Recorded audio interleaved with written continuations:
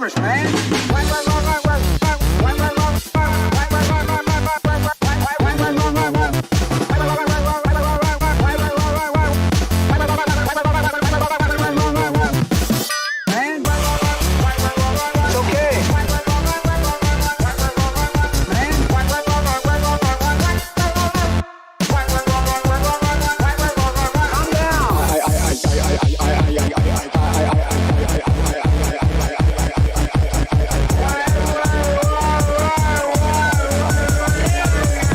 Nervous, man.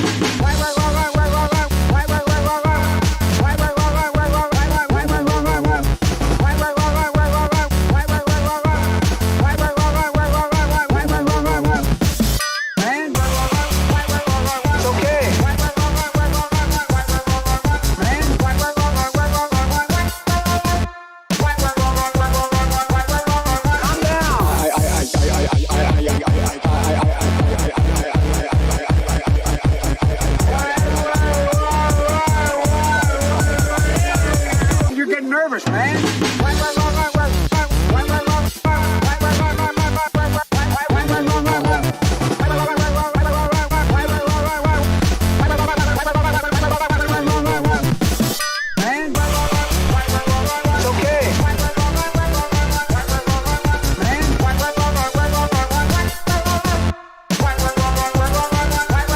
Ladies and gentlemen, we're fucking live and we're back on Facebook. I never thought it was going to happen.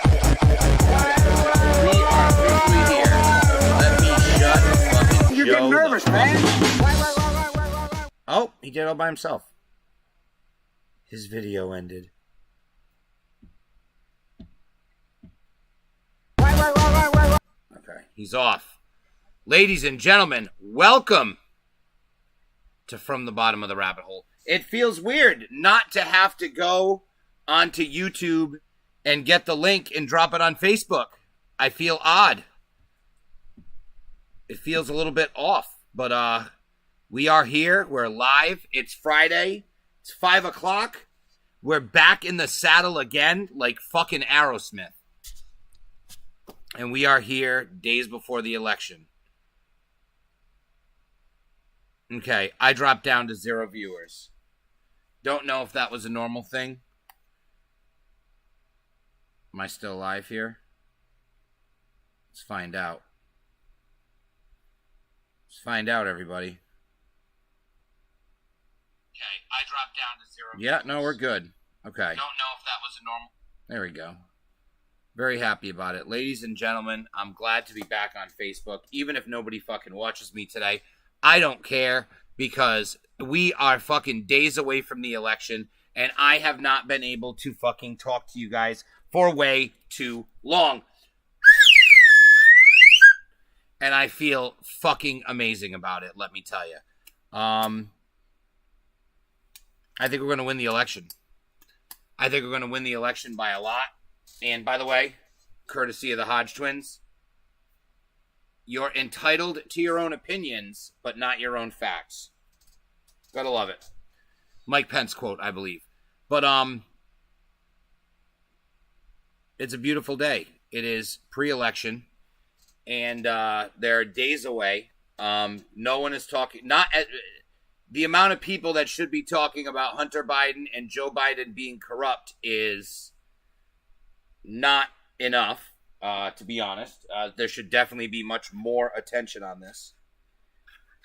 Combing my hair back because something feels weird about it.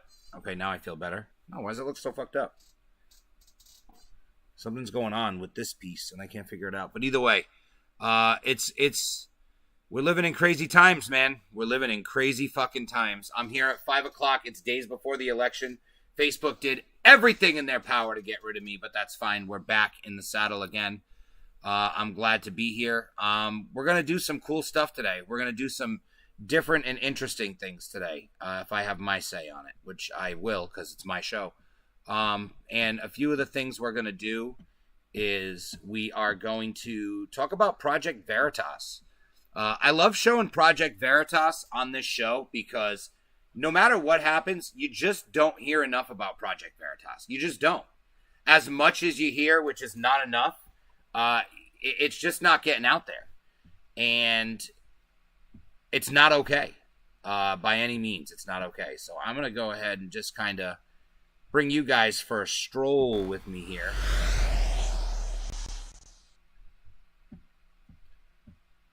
We here still? Yep. Okay, just making sure.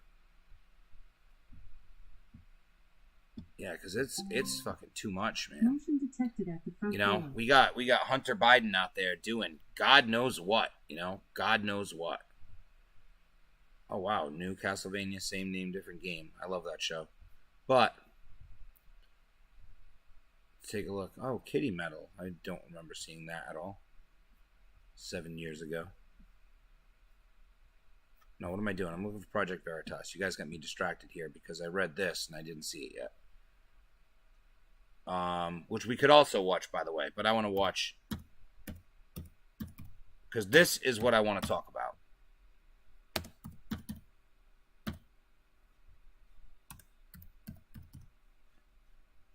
Project Veritas Acorn. No, that's not correct.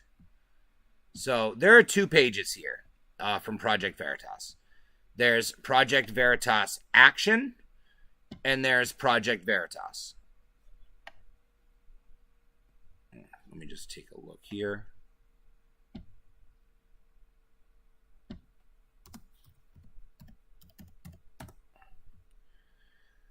I discovered another great website, by the way. I mean, great browser called Brave. I haven't set it up yet to be my browser on here, but it seems like it's going to be a great and safe browser and an alternative from Google. So I find that very interesting. But let's go back over here. Welcome with us, everybody. By the way, thank you for being here. Please like the video. Brutally honest. How you going to feel when Democrats take the Senate? I can't believe you're here, my friend. That is definitely not going to happen, but good try.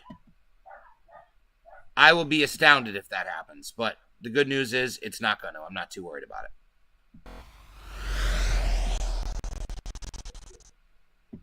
Brutally honest.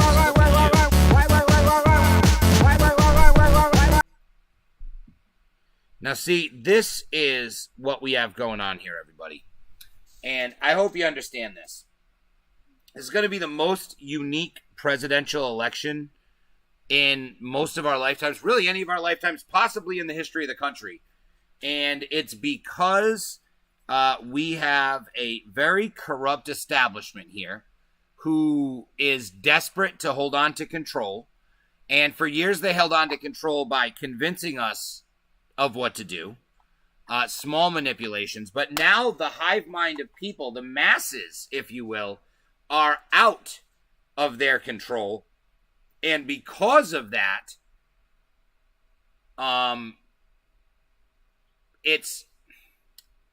they're desperate.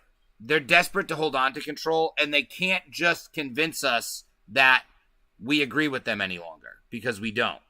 And they can't just convince us that we're okay with everything that they're doing, because we're not. We're not okay with the lockdowns. We're not okay with the media, you know, controlling what we think and controlling what we see and what we have access to.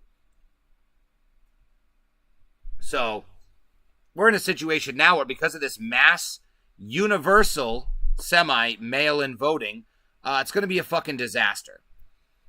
So what's going to happen is, unlike what Brutally Honest thinks here, when we get a majority Republican Senate and a majority Republican House, as well as the president back, what's going to happen is it's going to be a situation where you're going to see voter ID laws. You're going to see things passed to make sure that this doesn't happen again. And more importantly, you're going to see safeguards put in place against shit like we're going to talk about today, which is voter fraud and voter manipulation, ballot manipulation, and all of this is caught on tape. Now, the first thing that I want to play here, it's going to be an interesting video, so let's do this. All right, so let's... Damn, I think this thing, like, updated or something. Forget the transgressions against us. Today, We are not going to forget. Okay, so now that we have this paused and I have it queued up, let's go over the video. This is talking about the previous ballot harvesting that we've seen, which is new to me. I have not seen this yet. This is, what the hell? Why is that off? This is Mr. James O'Keefe talking about his previous expose on the person working in Minnesota with Ilhan Omar, I believe. I haven't watched it yet. That's why I'm watching this first. You guys get to join me on experiencing this live. But yeah, I'm interested to see what he says, because I know he talked about he was considering suing the New York Times, and I believe this is going to be the video where he announces it. He's never lost a lawsuit, so let's see. We are not going to forget the transgressions against us. Today, Project Veritas is suing the New York Times in New York Supreme Court, and we will win. Several weeks ago, the New York Times published 2 articles saying our Minnesota ballot harvesting investigation was, quote, deceptive. The New York Times made this false claim saying our story relied solely on unidentified sources and showed no evidence of ballot harvesting.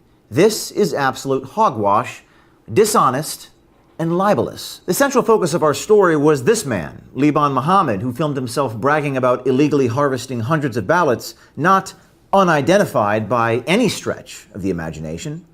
And the primary named on-the-record source for this investigation was a man named Omar Jamal, a well-known Somali American community leader in Minneapolis. But here's the absolute crazy irony in all of this. The New York Times itself has published at least 10 articles quoting Jamal on matters relating to the Somali community. So the lack of honesty and hypocrisy by the New York Times would be laughable if it weren't so defamatory. Our legal team demanded a retraction. In our letter, dated September 30, we made clear our concerns and plans. The reality is, your articles are so misinformed and libelous, and were published with a clear intent to harm. Accordingly, the only appropriate response is a wholesale retraction of the articles. Please understand that if the articles are not retracted by close of business, Friday, October 2nd, 2020, we will sue. The Times responded several days later, declining our request. But incredibly, the Times still refused to issue a retraction.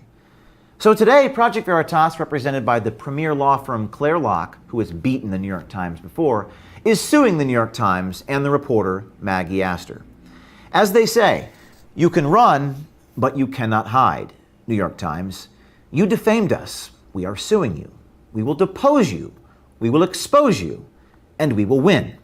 As you recall, Project Veritas has never lost a lawsuit in our corporate history. And to those of you so-called journalists who repeated the Times reporting, USA Today, local TV news, Facebook.com, don't worry, you're next. Retract it now and save yourself the trouble and the embarrassment. Keep up to date with our fight against the Times at exposenyt.com. Donate to help pay our legal bills. Help us win this battle for justice. And if you have inside information or want to join our fight, reach out to us at veritastips@protonmail.com. Be brave. Do something. Now, I'm going to be honest with you here, okay? He's a fucking beast. Steph, what up? I'm back on Facebook. I'm so happy to be here.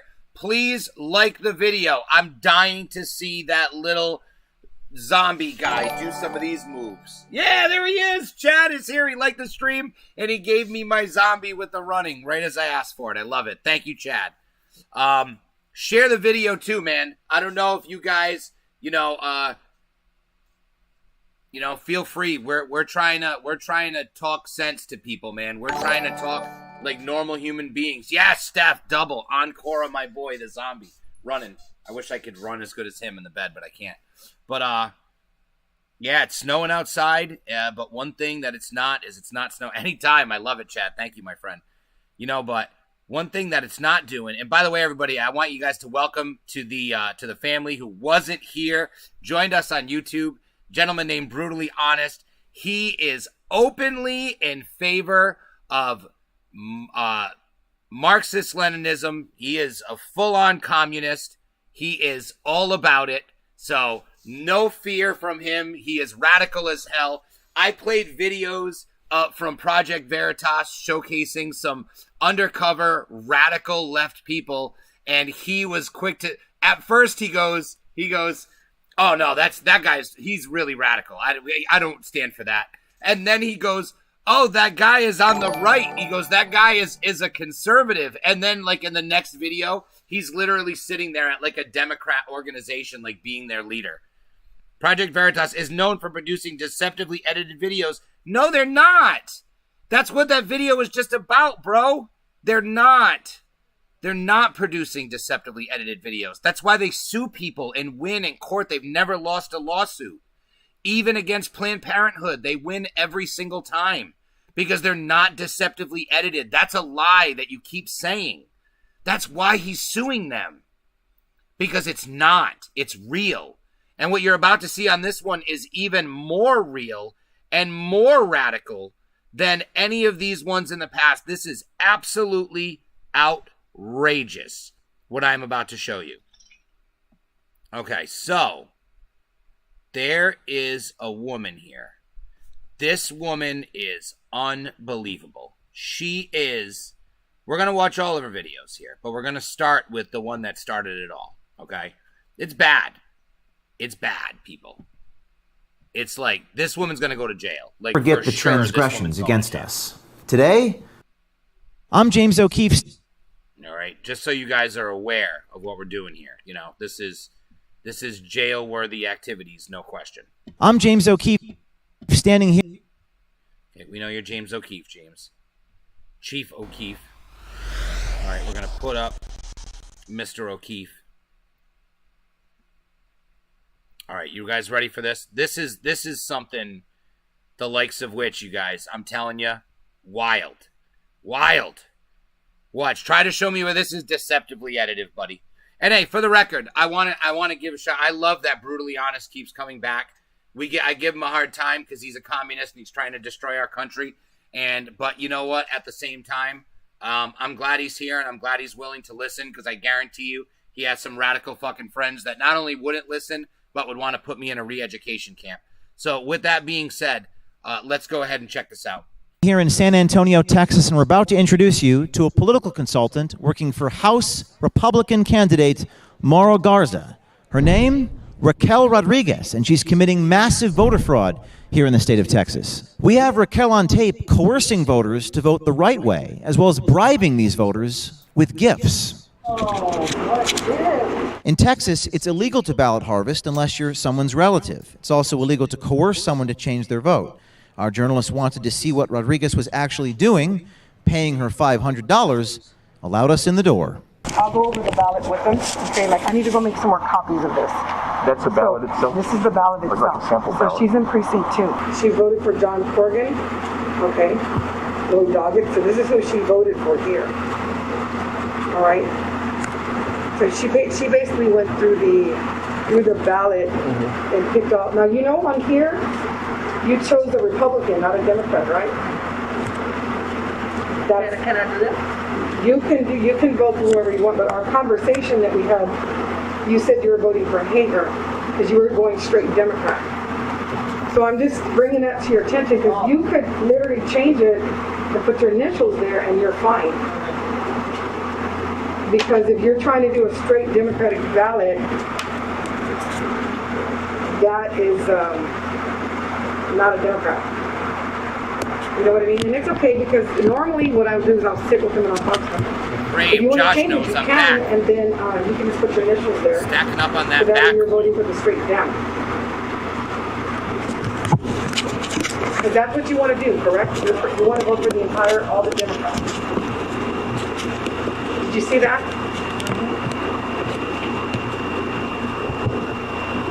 Can I do it like that?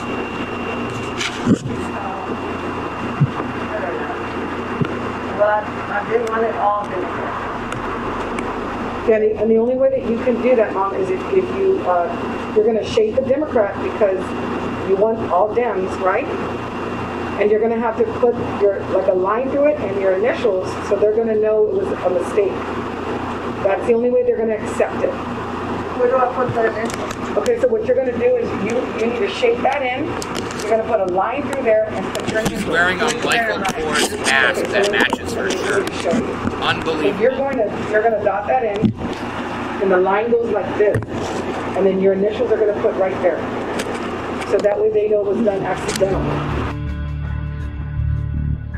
Texas law: influence voter while voting, suggesting how they vote while assisting voter, improperly assisting a voter, coercion of a voter. I'm gonna vote for Republican because this is how she feels. I got you.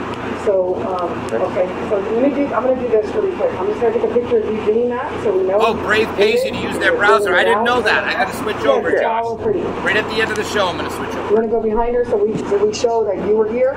Sure. Or we could do this way. Just hit this We'll do way. it this way, just look at the shawl. It's a nice shawl. Oh, what's this?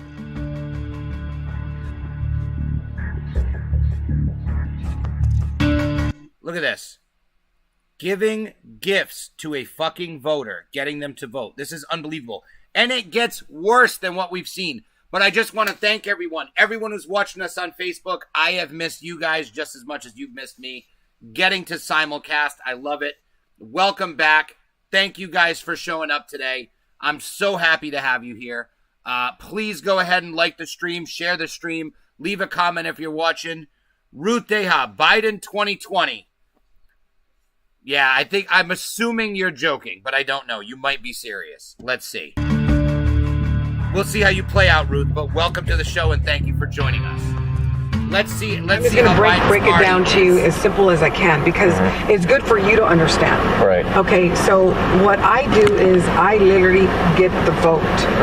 She didn't vote for who we wanted her to vote for. I know. Now, if I was there earlier, before she did that, I would have caught it and that would have never happened. That would have never happened, right. But when it does happen, all they need to do is check the next person, put a line through it, put their initials, and that's done. She was like she didn't want to do it at first, and then you reminded her that she was a Democrat. You said you're voting straight Democrat for our conversation, and she's like, well, yeah, you know what, you're right. And then she changed, she was clearly voting for John Cornyn. And then you made her, But that's my job. The 10 ladies that I'm going to tomorrow, their ballots are going to be empty, okay? So I got to have, because they're in precinct 2, I got to take all these 10 ballots to them, and, and I'm going to have it already filled out with who I want, right? And then I'm going to say, listen, those are my choices, like who I like, because I'm going under me. Tell me what you think. And they're going to say, oh, okay, well, yeah, we'll just vote. You saw how it works. Yeah. It's not being persuasive. Yeah, I guess it is being persuasive. That right there is against the law for me to tell her, like, you realize you voted for. You can't really You're not sway supposed them like to say that. nothing. You just let them fill it out. All you do is let them fill it out, and then I'm not even supposed to give them a stamp. Or not even supposed to pick it up, right?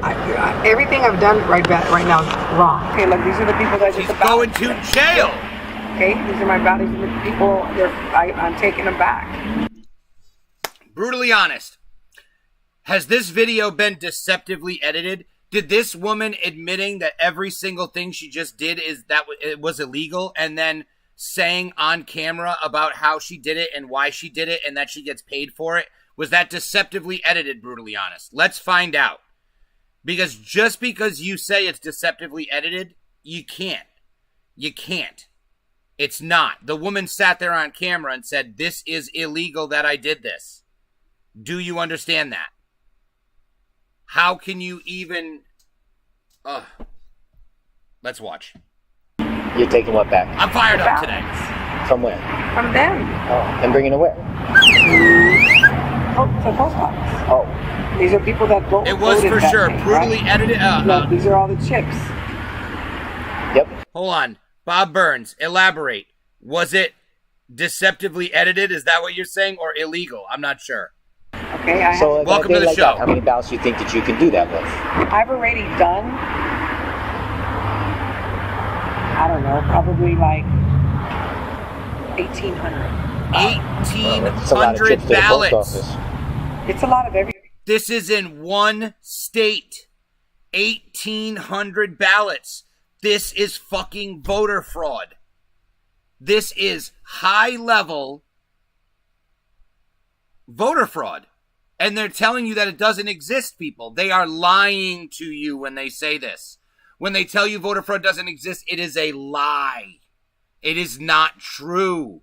You are watching it happen. Let's continue.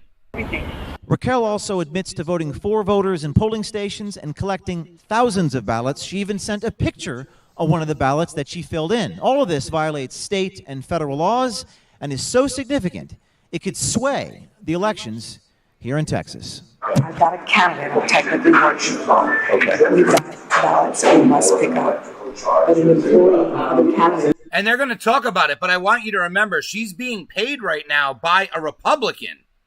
That's who she's working for, which is what makes this even worse. Cannot do this. That's illegal. Those are illegal to have. I gotta go to the post office right now and drop it off, okay? Do you go to like any particular post office? Like I go throughout the entire city. If I have a bunch of them, what I'll do is if I have a bunch of them, I'll take 20 here, 30 here, 40 to here. mix it up, not the same post office. Of course not. Yeah. What I do in picking up the ballots when he was with me, that's illegal. I could go to jail. So I'm a little apprehensive to tell somebody, you know what I'm fucking doing, you know what I'm saying? And again, once he works with me once, he's going to say she's... I guess Trump was right. I'm sorry. About doing shit illegal? I'm sorry? About doing stuff illegal? Yeah. They all said he was full of shit. Oh, hell no, he's not. It's true. Yeah. Because you're not supposed to do that. Speaking of Raquel, Looks like Trump was right. It looks like Trump was right. Sorry. I'm not gloating, but we caught them, so it's okay to gloat. But think about how many we didn't catch. So it's going to be interesting. You know, I'm dying to see what happens Tuesday, but let's go. she told us that she would be chasing the ballot. That's what she said. And you want to go to jail? Because I'm not. Oh, no, I don't want to go to jail. But, I mean, I also don't want to go broke. She can't chase ballots. She calls me and I chase the ballot. It's Stacy's the ballot. Okay, so you're Stacy the ballot. You're the Yes, okay. And you did your application. Sure. Because she sent it to you. Okay. So she's got a list. Okay, so Of all the people. Tony, Okay. did you receive your ballot yet? And she knows because she's got inside connections. My candidate bought me stamps. You can't watch I'm literally taking the stamps to them. Oh, it's so they can mail them. Okay. Is that okay? It's illegal. Exactly. What makes it illegal? Exactly. But there's a statute. So what I've done is, you see this? I'm no longer the candidate employee. Okay. You're public resource. Okay. So you're not technically working for them. You're just helping them out. Oh, I'm technically working for him. Okay. I've got a candidate who technically works for. Okay. We've got ballots we must pick up. But an employee of a candidate cannot do this. That's illegal. Joanne had some type of a funeral place or something. Right. What they did is the funeral place had, like, of course, dead bodies and. She owned like a cemetery, right? Yeah, the cemetery. Yeah. And Yeah, told the Joanne. people to go vote. Wait, I'm sorry, what? They voted. Dead people. Who voted? Dead people. So supposedly she was in charge of that. I don't know the Who's whole. who? Joanne. Yeah, I don't know the whole enchilada. This I was don't. in the judge race. Right. But you don't do that in the judge race because you don't own a That's cemetery. like, you don't do that. So you don't have the same kind of power. She's got dead people that She can don't vote. How do have, you? she don't have power no more because she had to. She got sued, and then she sold the place. So that's all gone. That was like 10, 15 years. Let me tell you, in 2008, I did vote by mail for the Democratic Party. We got over 100,000 straight tickets. Okay, so Dennis Martinez, the Republican, filed a complaint with the Attorney General's office against me. Oh, yes. Wow. Okay. The Attorney General called me and he said, he went to meet with me and he said, Mrs. Ramona, I want you to walk me through your process of how you do vote by mail. And that's why I gave it to you, the scope of work. I'll give it to anybody. Okay. Did I ever chase the ballot? Yes, I did. But when it went to you can't do this, I didn't do it. And I'm with the biggest candidate. Everybody's mad. Which one's that?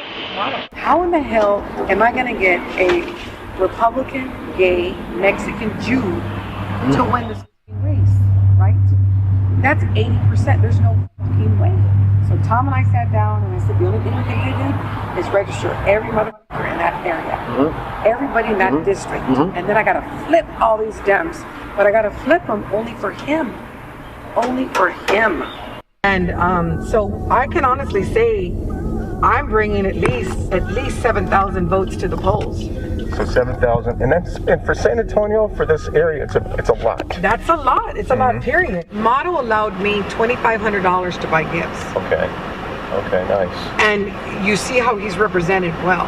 And what did she say? Like, wow. So what is she going to do? She's going to call on the phone Tell people, and she's going to say, man, Motto sent me this badass shawl. You know what? Yeah. I couldn't vote for him, but you're in his area, you vote for him. Yeah.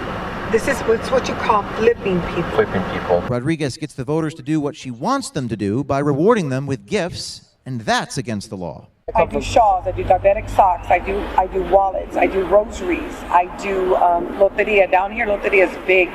Loteria is big, bingo's big down here. I do bingo markers and I put their stickers on it. So guess what we're gonna do? But that's my thing. So what we're taking them to a bar to go eat, okay? I got some people that go to the bar. And guess what? Look, I had to take them beer. I was like, are y'all gonna come and vote or not? And they're like, we're gonna meet you right now. I said, come meet me because when you get to the bar, I'm gonna have a bucket of beer for all of y'all to drink. They're like, I don't do it. I just took care of it. Yep. The owner just said your bucket's there. Yep.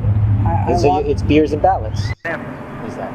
Yeah. That's Tommy on top, right? Yeah. Oh, that's Tommy. And who's the old folks? Those are the people. Those are my voters. Oh, that's the beers for ballots in action. Tommy looks good. Yeah. So guess what? I got the whole bar registered.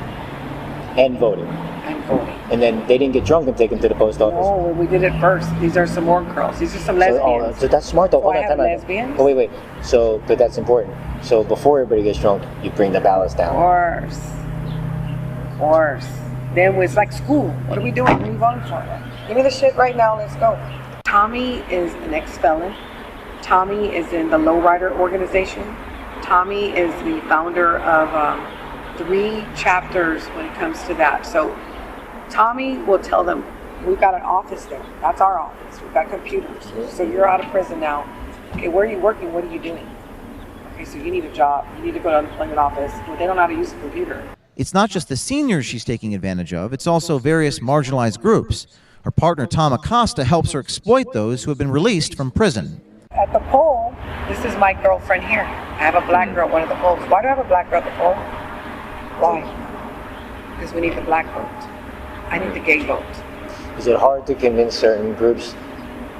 Not because I have the right people. They've been following me for 5 years. And so will she do the spiel that you do? Will she do the instructions? Shit, that's why I have them. I only have 5 girls that are really, really good, and I've got 2 that I'm training. She's delivering what I'm delivering. Those are her black friends. Those are her connections. And she's going to get paid. It's a job.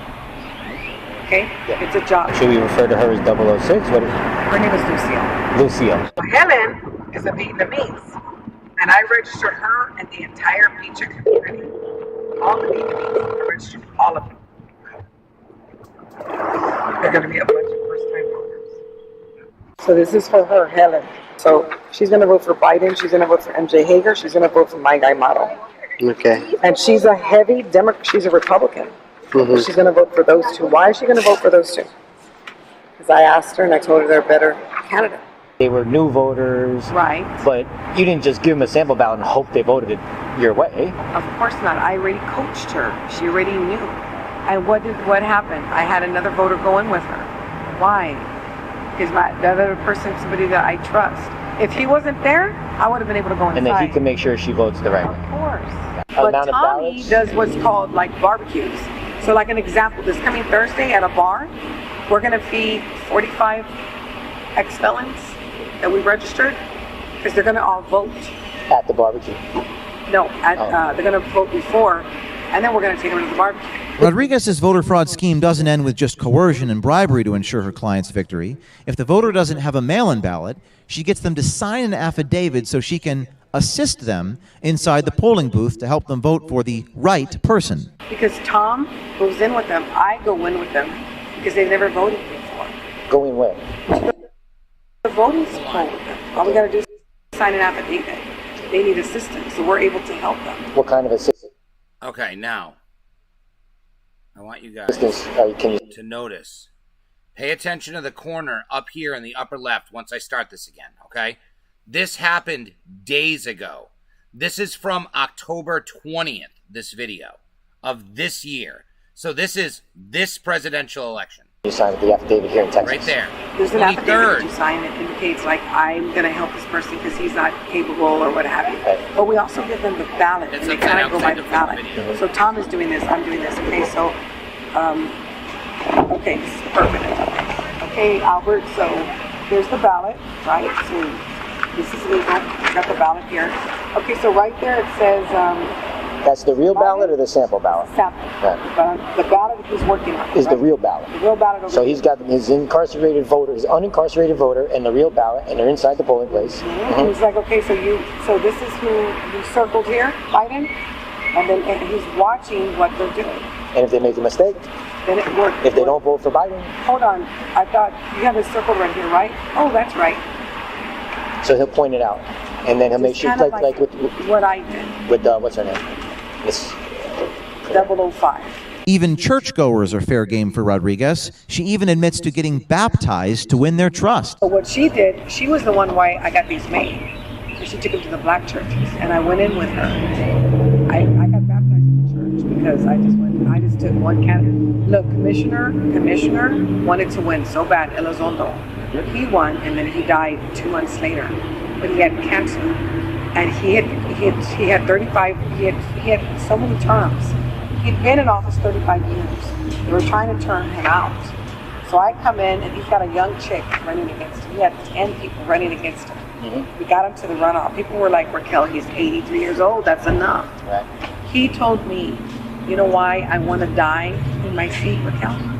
Because my wife now his wife's 10 years younger, 70-something. She now has cancer.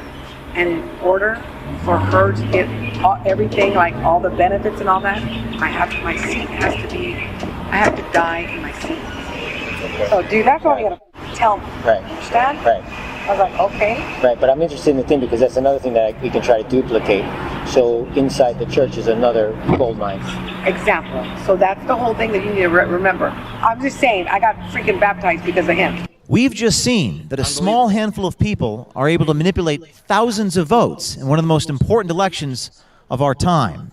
If we don't stop this abhorrent illegal activity, buying elections here in Texas may become the new normal, and voters' rights may become a relic of the past. Unbelievable, people. And that's just the first one. There's so many. Video was made last Friday. Not one word on the news. Correct, Bobby G. That's the problem. That's what we're seeing here. That is what we're seeing here, people. That was not deceptively edited. That was not a manipulation of reality. This woman went in great detail and explained at length her entire scheme. There is nothing deceptive or bullshit about that. You can't even manipulate reality enough to make someone even brutally honest. We'll have to admit, probably, he did say China was not a communist country. But even brutally honest, we'll have to admit that she's doing something illegal. And that it's voter fraud. And Trump was telling the truth. And he is telling the truth. And he's been telling the truth. And everyone in the media who tells you that this is not happening is lying to you. They are manipulating you. But you can't believe it. You don't believe it. Most of you watching me here don't believe it. If you do believe it, stop believing it. You can't believe it because you just saw evidence to the contrary. You know what they say? There is no evidence of widespread voter fraud. I have been playing evidence of widespread voter fraud on this channel for weeks. Going back to the first election. Going back to before that when I played in 2016. It's unbelievable. But you know what's not unbelievable? The fact that I have all you guys here with me today. Thank you very much for joining me from the bottom of the rabbit hole. We are here and we are having a good time pretending like voter fraud doesn't exist. No, we're not doing that because that's what these crazy people do. So, now, he confronted her, and that was in a short video. And she got up and walked away. It's not even worth loading the link. But this one is. This one is. They eventually even go to the candidate. This gets spicy as fuck. So. I'm James O'Keefe, standing here in San Antonio, Texas. I'm Chief O'Keefe.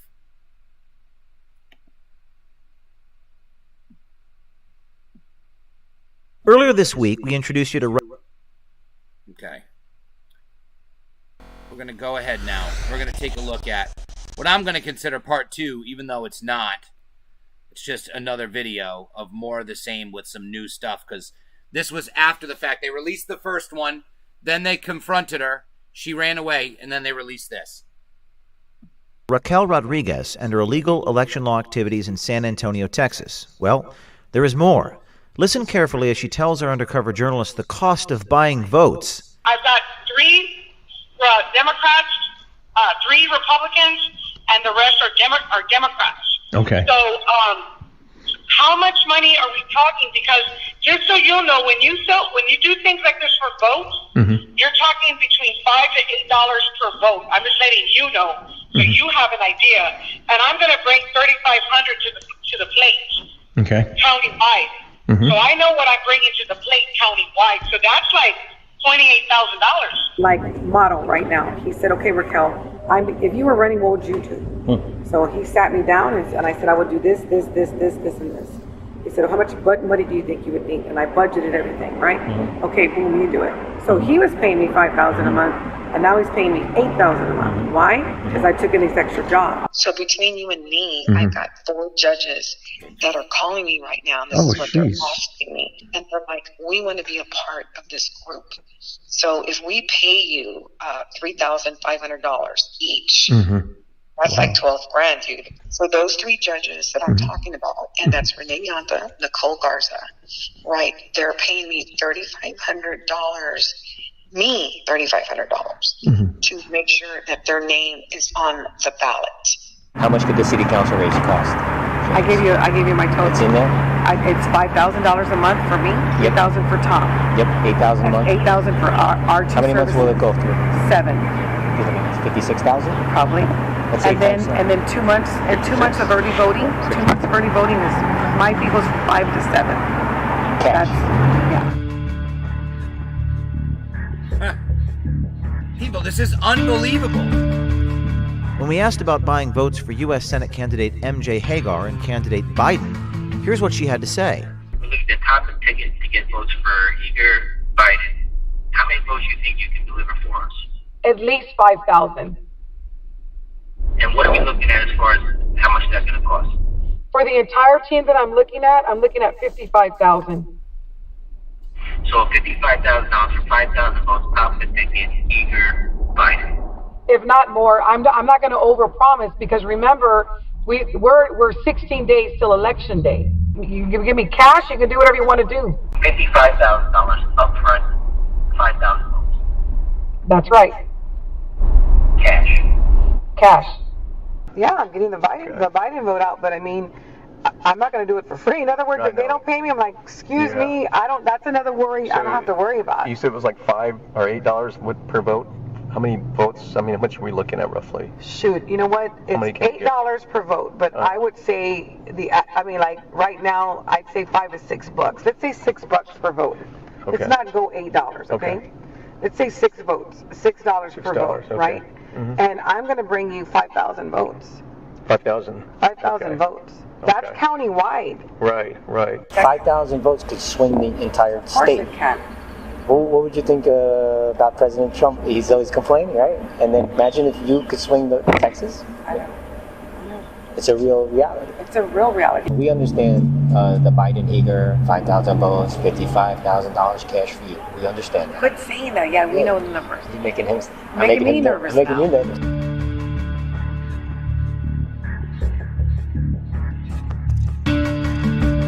Our journalist asked Rodriguez what is the going rate to get her help to get a candidate elected to a city council seat or a judgeship. So roughly for the city council race for 21, we're looking... Okay, so 5,000, 3,000 is 8,000 times 7 months. That's 56,000. But 2 months of those are going to be, he's going to get 5 and I'm going to get 7. So 56, hold on. Plus, that's 14. And that's 10. That's like 71,000. 71,000. And how do you want it? Cash. Okay. And then, is that in line with what you've done in the past with candidates, or are the prices going up? Well, the prices are going up only because of the fact that I've got more data. Okay. I've registered more people because with this, and not only that, I'm going to be more grounded. Okay. We're talking the connections I have. Yep. You're not only getting me, you're getting my connections. I'm getting a state rep elected right now. Guess what's going to happen? That's going to be the girl that I showed you, Liz. Liz Kendall. Guess what? I'm going to need her for something because that's her backyard. She ran last year and lost. She ran 2 years ago and she lost.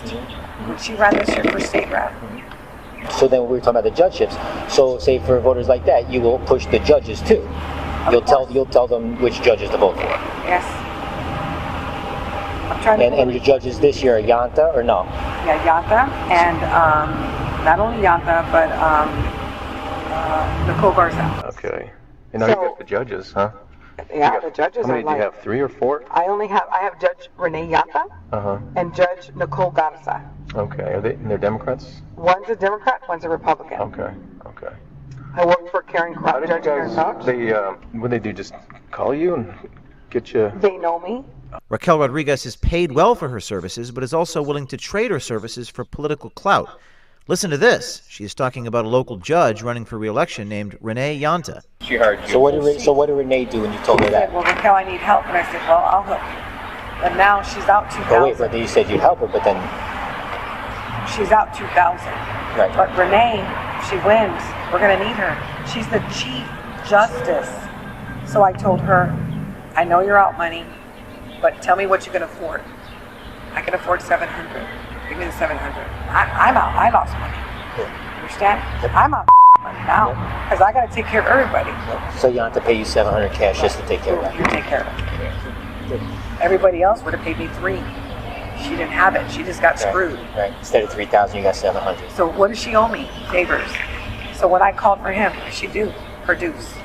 So it's not bad to have a chief judge? Raquel Rodriguez boasts about all the other political power brokers who are in her pocket. That's what I'm saying. It's nice to have helped a judge get elected. Of course. Because like Liz or somebody, when you need something from them. State rep. So I have a state rep. I have a senator right now. I'm talking in my pocket. State rep, senator, commissioner, judges. I haven't needed any of that. State rep. Are you talking about Roland Gutierrez? No, Roland Gutierrez, he's going to lose. Who's the state rep? What's the state rep? The state rep is going to be Liz. She's going to win. Gotcha. The senator is Pete Flores. Oh, Pete Flores. He's the Republican. He's going to win. Okay. Has he won already? He's already. So you got Pete in your... Pete called me and said, Raquel, what do you need? He said, I told him I needed some face masks he was giving out. He gave me like 22 dozen. You got Pete in the pocket. Pete in the pocket. Ballots and beers, Pete in the pocket. You are a marketing genius. I told her, are you tired of losing? Because she lost twice. 3 strikes her out. Yeah. I said, you've never had me on your team. She said, let's try it. And then when you need her for something. And I brought her, listen to this, I brought her to the general, to the primary, and then she was in a runoff, and I got her out of the runoff. Now, she couldn't afford me. The average person would have said, I'm not going to help you when I go with your opponent. You know what I told her? I respect you, but you're going to owe me. Okay? Just remember what I'm doing. And she's okay with that. Yeah, who isn't? Because that would normally cost her $6,000. But she's saving $6,000. That's for me and for Tom. She's saving money. She sounds like a smart person. She's very smart. She may have done it on purpose because she knew she was going to win. But right now, they're scared because of the independent voter. They don't know how that's going to go. Gotcha. So but I told her, like, you know what? Like, I'm pushing you as much as I can, but I can't make everybody else push you because everybody else is getting paid. Now, my people are undercover because some of them are Republicans, some of them are Democrats, some of them are just wanting to get the right people in office. Mm-hmm. So some of my Republicans are precinct chairs that cannot be known because they could get kicked out, but they want to help the Biden. So that's how they're All these helping me with my These debt. Republicans want to help Biden too? Yeah, that's what I'm doing. That's exactly what I'm Excellent. getting paid to do. I had a judge that I had worked for. People, this is why we say you have to be careful on who you fucking elect. These people are fucking lying. They are trying to manipulate you. They are creating a reality in your mind by telling you false information, and this reality is not real. It's anything but a reality. It's a fallacy. It is a false subjective reality. And unfortunately, that's what's happening. And people like this are crafting that reality. And then the media not telling you that this is being exposed. Because again, when you get up there, if we're really going to start figuring out where this money's coming from and how this is happening, guess what? Guess who's implicated? The fucking media. Because if all this was going to be exposed, the media is working with these people. That's why they're covering for them. Because they owe favors. But again, 20 years. And she switched from Democrat to Republican. Oh, okay. For political reasons, because she was Anglo-American and you can't barely beat a Latina in the primary. So she switched. But I ran her campaign when she switched, and the others were like, because the guy was saying, she's a Democrat, you know. So they were, trying to use that. And so the other judges were like, how did you do that? I said, well, Yeah. Can I ask you that? What is your name? Karen Crouch. We hope the legal authorities in the state of Texas take note of this investigation. Voter fraud and election fraud are real, and this country needs to wake up and do something about it. Be brave. Do something. Contact Veritas Tips at protonmail.com. people, I don't know how else I can fucking say it.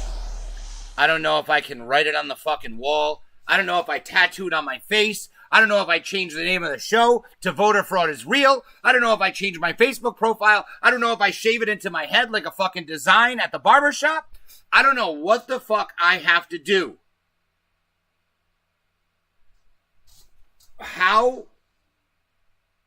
Are we even at this point? How are we even at this point? Let me show you guys something else here, okay? Now, I have no idea what this is going to end up turning into. By the way, another thing I want to show you here. Project Veritas action, right? Real quick.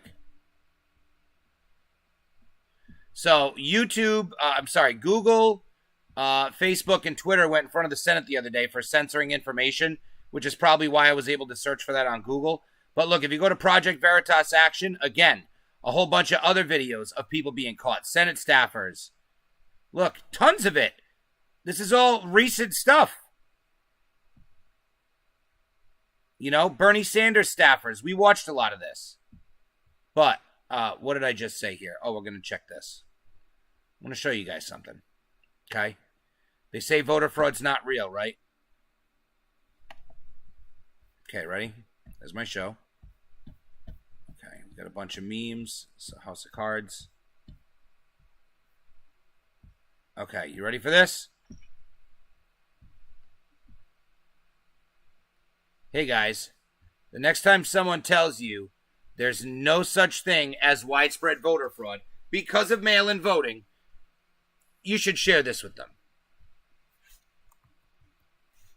Look at this, ready? There's like 100 things here. Look at 400,000 ballots sent to residents who moved out of state or died. Look at this. The driver's licenses with photos. Duplicate ballots. Postal employees leave and fired after bags of mail discovered outside of home put out for trash.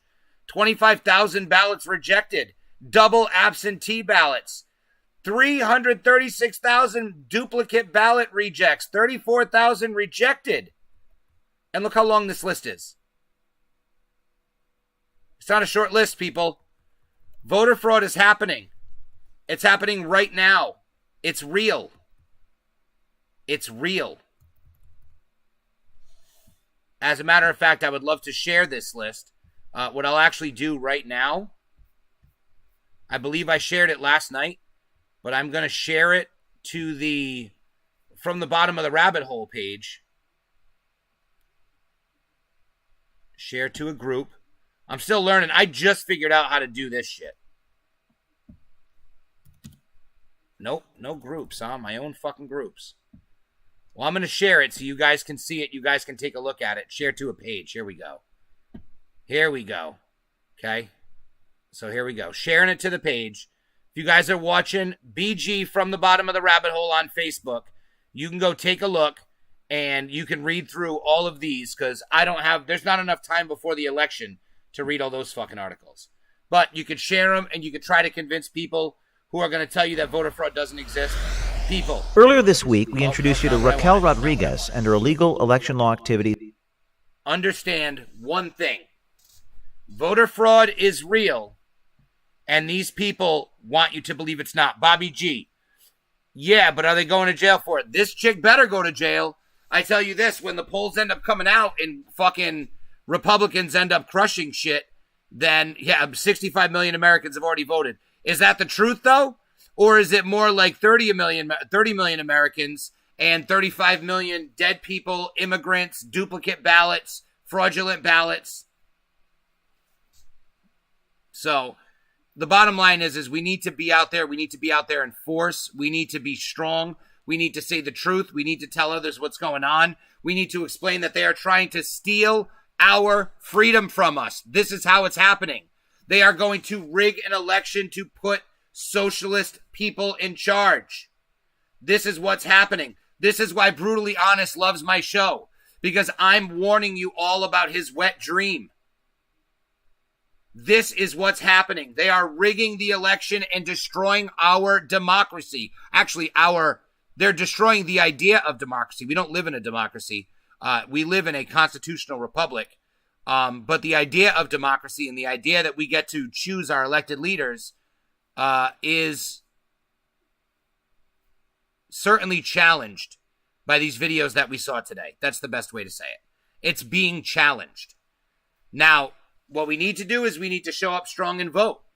What we need to do is we make sure that we elect leaders that are going to enact voter ID laws and that are going to pass laws against things like this happening in the future. All because of a fucking virus that 99% of people survive. 99.9%. But 99% as a whole, all ages, survive. More than that. It's unbelievable. What will Trump's reaction be when he loses? I don't know what it'll be before he wakes up. It's true, sir. That's why he likes it, because what I'm warning to you all as the worst possible scenario is Brutally Honest's wet dream. He's probably a glowy, to be completely honest with you. He's probably a glowy. I wouldn't even be surprised if he was a glowy. But I'm a pretty small channel to have my own glowy already, so I can't necessarily tell you I believe that's the case scenario. I mean, he definitely stood out when he said China is not a communist country, so you're glowing like a motherfucker. You could be a glowy as far as I'm concerned. But, yeah, man, this is real life.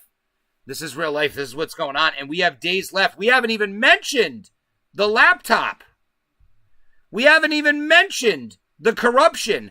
I haven't even said the name Tony Bobulinski. Let's talk about Tony Bobulinski, shall we? Let's talk about the business partner of Hunter Biden and Joe Biden in China. Sinohawk. Sino because it has something to do with China, and Hawk because it's Joe Biden's brother's favorite animal. I said the economy is capitalist and the government is capitalist. You really said your exact quote. It's on video, buddy. The Biden Hunter. Check it out in the archives. China is not even a communist country. Again, you're burying yourself. China's a communist country. You're not convincing anybody of this. No one who watches this video will ever think that you're making sense. which is fine. That's okay.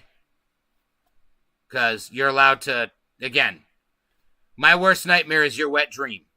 It is what it is. I just appreciate you watching the show and providing what they tell you doesn't exist. And it's radical communists in our country who want this. Who want this. What if I told you? What if I told you one of our very own is supporting this? We have a small group. The government is communist. The economy is capitalist. Okay. They're a communist country, bud. Listen. They're a communist country that engages in capitalism at the expense of their citizens. Correct. They keep their citizens poor and put them in tremendously unfair conditions while controlling everything via the state. Because that's what happens when you create an all-powerful government, because that's what Marxism brings you. It brings you totalitarianism. Total government control. And you don't want this kind of total government control, people. You don't want this kind of total government control, because they want us like Venezuela. He wants us like Venezuela. He doesn't think he does. He thinks he's going to get something else. That's like that meme. When it's like, we want communism. And then it's like, but mom says, we already have communism at home. And the communism that he's showing is like this utopia that has never existed because communism fails everywhere that it's tried, so does socialism. And he's like, I want socialism. And his mom's like, you already have socialism at home. And then it says socialism at home and it's Venezuela, but with an American flag over it. That's what he wants. That's what's going to be the meme of him. Well, they will overtake our economy very soon. Not if we have something to say about it, buddy.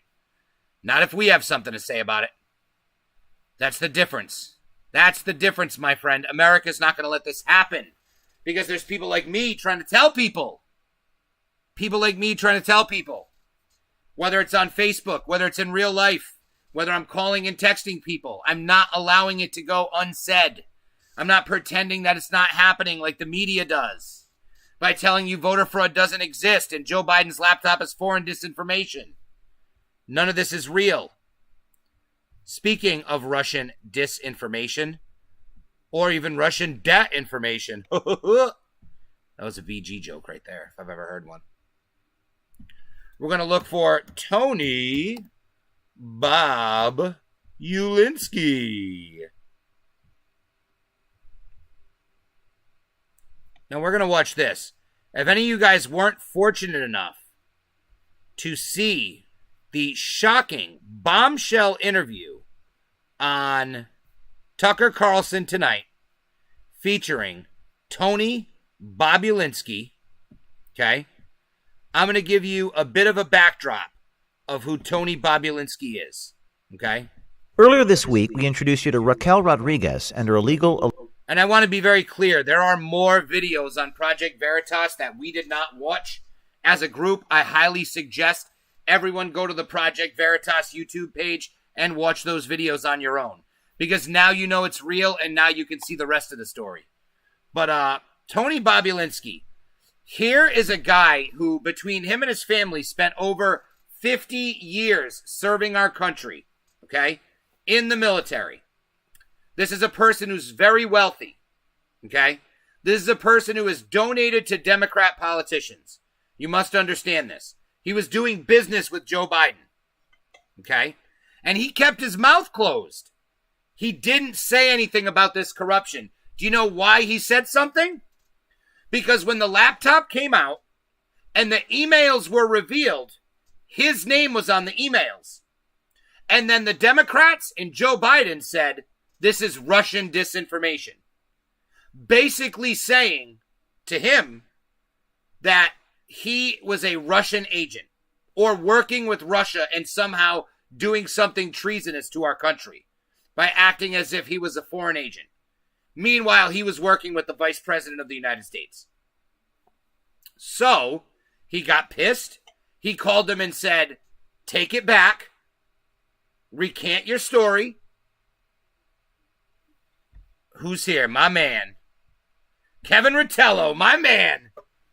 Just for you, Kevin. Talking about our boy Tony Bobulinski and how he said, how dare you call me a fucking foreign agent? and say that this is Russian disinformation. You're disrespecting my family. He gave them 24 hours or 48 hours to officially come clean and come out and speak on the matter and give a statement. And he said, if you don't, I'm going to come out with everything. They literally got on the phone with him and said, Tony, you're going to bury us all. We're all going to go down, Tony. You can't do it. And he said, I don't give a fuck. And he came out. And now we're going to watch a little bit of his interview right now. Kevin, thank you, my friend. Giving us some zombie moves. Look at him running. What's he trying to get, I wonder? All right, now let's take a look. Who hasn't seen the Tony B interview? Family to do business with them. Tony, Too Tough Tony Bobulinski. That's what they call him. All right, you guys ready for this? This is bombshell status. Actually, no. Watching it a second time, that fucking Project Veritas shit, oh my fucking God. That was the craziest fucking shit. Kevin, if you missed that, the last round, I got to drop. Rock on, brother. Who is it? Steph, be safe. I know you saw the Tony Bobulinski interview, but that Project Veritas shit was fucking wild. That was maybe the craziest shit they've ever dropped. Let's take a look at this, though. We just showed you the first 20 minutes of our interview a few hours ago with Tony Bobulinski, well-known international businessman who was asked by the Biden family to do business with them in China. He met with the former Vice President Joe Biden 2 separate times, and they talked about the China business deal. Now, this information has been out for several weeks. It's been in the hands of a number of different news organizations. The reason you're hearing a lot of this for the first time tonight on this show is because they have resolutely ignored it and tried to suppress the story. Joe Biden has rarely been asked about it, though there is an enormous amount of detail and documentation that no one has refuted because it's real. This topic did come up because the president pushed it at last week's presidential debate. And what was notable was that Joe Biden didn't deny any specifics about his connections to the Chinese Communist Party, his family doing business there, he himself participating in that business. Instead, Biden dismissed the entire story out of hand and suggested that Tony Bobulinski, who is a veteran, a former naval officer, was part of a Russian disinformation campaign aimed at this country. His evidence for that? Well, there wasn't any. Instead, he cited a letter from, quote, 50 former national intelligence folks, almost all of them partisans, every one of them a liar. None of them had directly assessed the information. Not one of them called Tony Bobulinski. They knew nothing. Joe Biden said that on stage. And so when we spoke to Tony Bobulinski, we asked him his reaction to that. And here's what he said. Tell me about the conversation that you had with Joe Biden. What did he say to you? You mean the morning after he spoke? That's right. There was 10 people running around, getting him something to drink, and we were backstage in a cramped space, and he asked me to walk with him out to the car, and he just asked, how I did and what I thought of his speech. And I thought he did a great job in the speech. And obviously cancer is a very serious thing that we should all be working together to solve. I just lost a sister-in-law within the last 2 weeks, sadly, to cancer. And then he just sort of asked me to keep an eye on his son and his brother. Yeah. What do you think he meant by that? I think he was conscious of things, and I can't speak for him. Maybe Right. I would love for him to go on record. As I referenced earlier, I'm only sitting here because they have not only have they not gone on record, they've denied it, and they've tarred my family name in a long history of serving this country, and have other congressmen now talking about Russian disinformation. This whole smear on Joe There Biden it is. comes He's from gonna the freak Kremlin. out. I held a top secret clearance from the NSA and the DOE. I served this country for 4 years in one of the most elite environments in the world, Naval Nuclear Power Training Command. And to have a congressman out there speaking about Russian disinformation, or Joe Biden at a public debate referencing Russian disinformation, when he knows he sat face to face with me, that I was traveled around the world with his son and his brother, to say that and associate that with my name is absolutely disgusting to me. Did you complain about that? I mean, to suggest that you were committing treason or a part of a foreign attack on our democracy, which is how they characterized it. I mean, that's such a serious and I think unfair charge. Did you bring this up with them? Well, in basic form, you're exactly right. They are publicly accusing me of treason right now, treating me like I'm insignificant, or the 50 years of history that my family served this country is insignificant. And that's why I'm sitting here having this. I assure you, this is the absolute last place I want to be right now, and the last thing I want to be doing right now.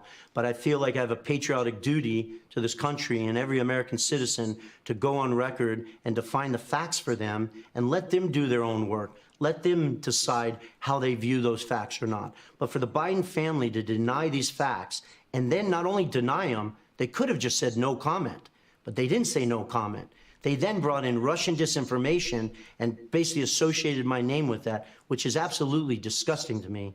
And I had to go on the record. Last weekend, I was in Virginia. Can I just say how fucking dope that is? Like, this guy got fucking pissed. He's like, how fucking dare you say Russian disinformation, you motherfuckers? Like, I will fucking bring down the entire house, you fucking bastards. That guy is the man. Tony Bobulinski, that takes a lot of fucking balls doing what he's doing today. Just saying. My sister-in-law passed away at around, I think, 6:38 Saturday morning. That's the wife of my brother, who spent 28 years serving this country as a naval flight officer and just retired. So you can imagine me dealing with that and the tragedy of that.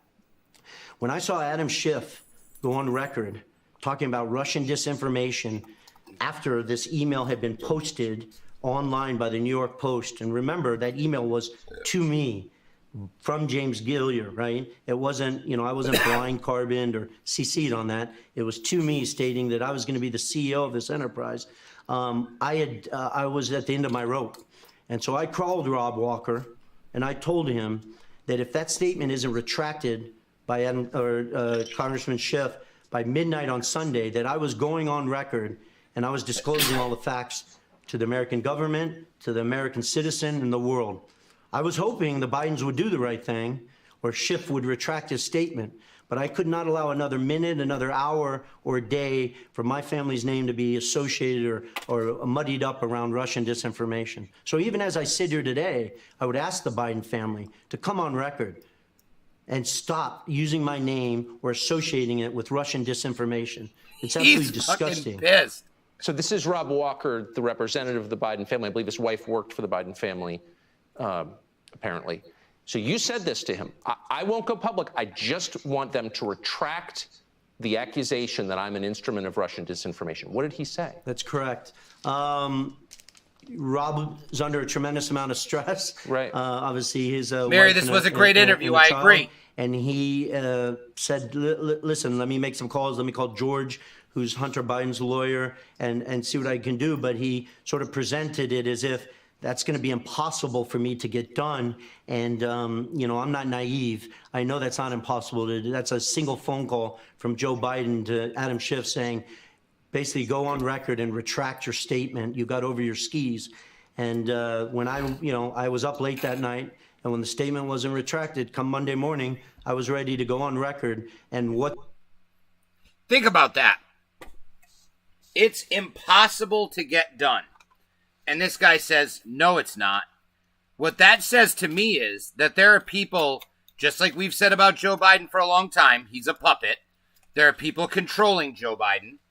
And what that says to me is the people controlling Joe Biden have already decided that this story is Russian disinformation. Just like the general rule today with the hive mind is that's my story and I'm sticking to it. Even when it gets proved wrong, even when it's completely false, they never retract anything. So I just found that interesting. How that record was, I was willing to go in front of any senator, any congressman, the Department of Justice, the FBI, or sit here with you, Tucker, and basically provide the facts to the American people and let them make their decision. This isn't a political focus of mine. Pay attention. People were accusing my family of treason after I served this country and defended this country. So the reason you wound up here in this interview, and I just want to affirm for our audience, I don't think you had any desire to do this interview. Absolutely no desire. Is because nobody else told your story. So were you surprised, given the trove of documents you have, given the credibility that I think is apparent that you have, that no other news organization took the time to unpack this story. Surprised is probably an understatement of the year. Shocked, because it would be different if this was my word against Jim Biden, Hunter Biden, and Joe Biden. Right. That would be a very slippery slope, not something I would take the personal and family risk on it. But I've provided more documents and facts that validate times, meetings, who participated.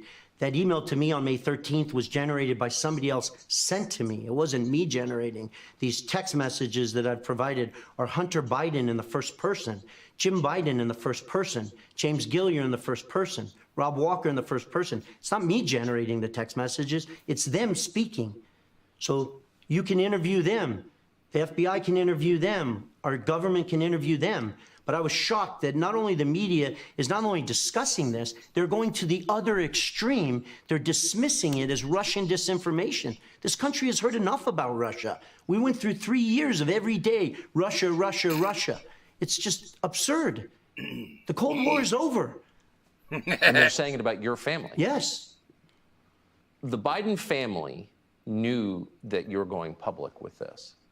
And you spoke to Rob Walker about it. Again, the self-described Biden family representative, and Biden family, meaning Joe Biden as well. What was his response when you let him know that you were going public with this? Trying to coach me, trying to sort of say, hey, we don't want to do that. We don't want, press trucks out in front of our house. I'm going to have to move. I could lose my job. And all that, I'm not trying to cause any harm to anyone in this situation, right, let alone Rob Walker and his family, James Gilliar and his family. But basically, Rob's position was, if you go on record with all these facts, you'll bury all of us. If he doesn't come out on record, I am providing the facts. Tony, you're just going to just bury all of us, man. What was your response to that?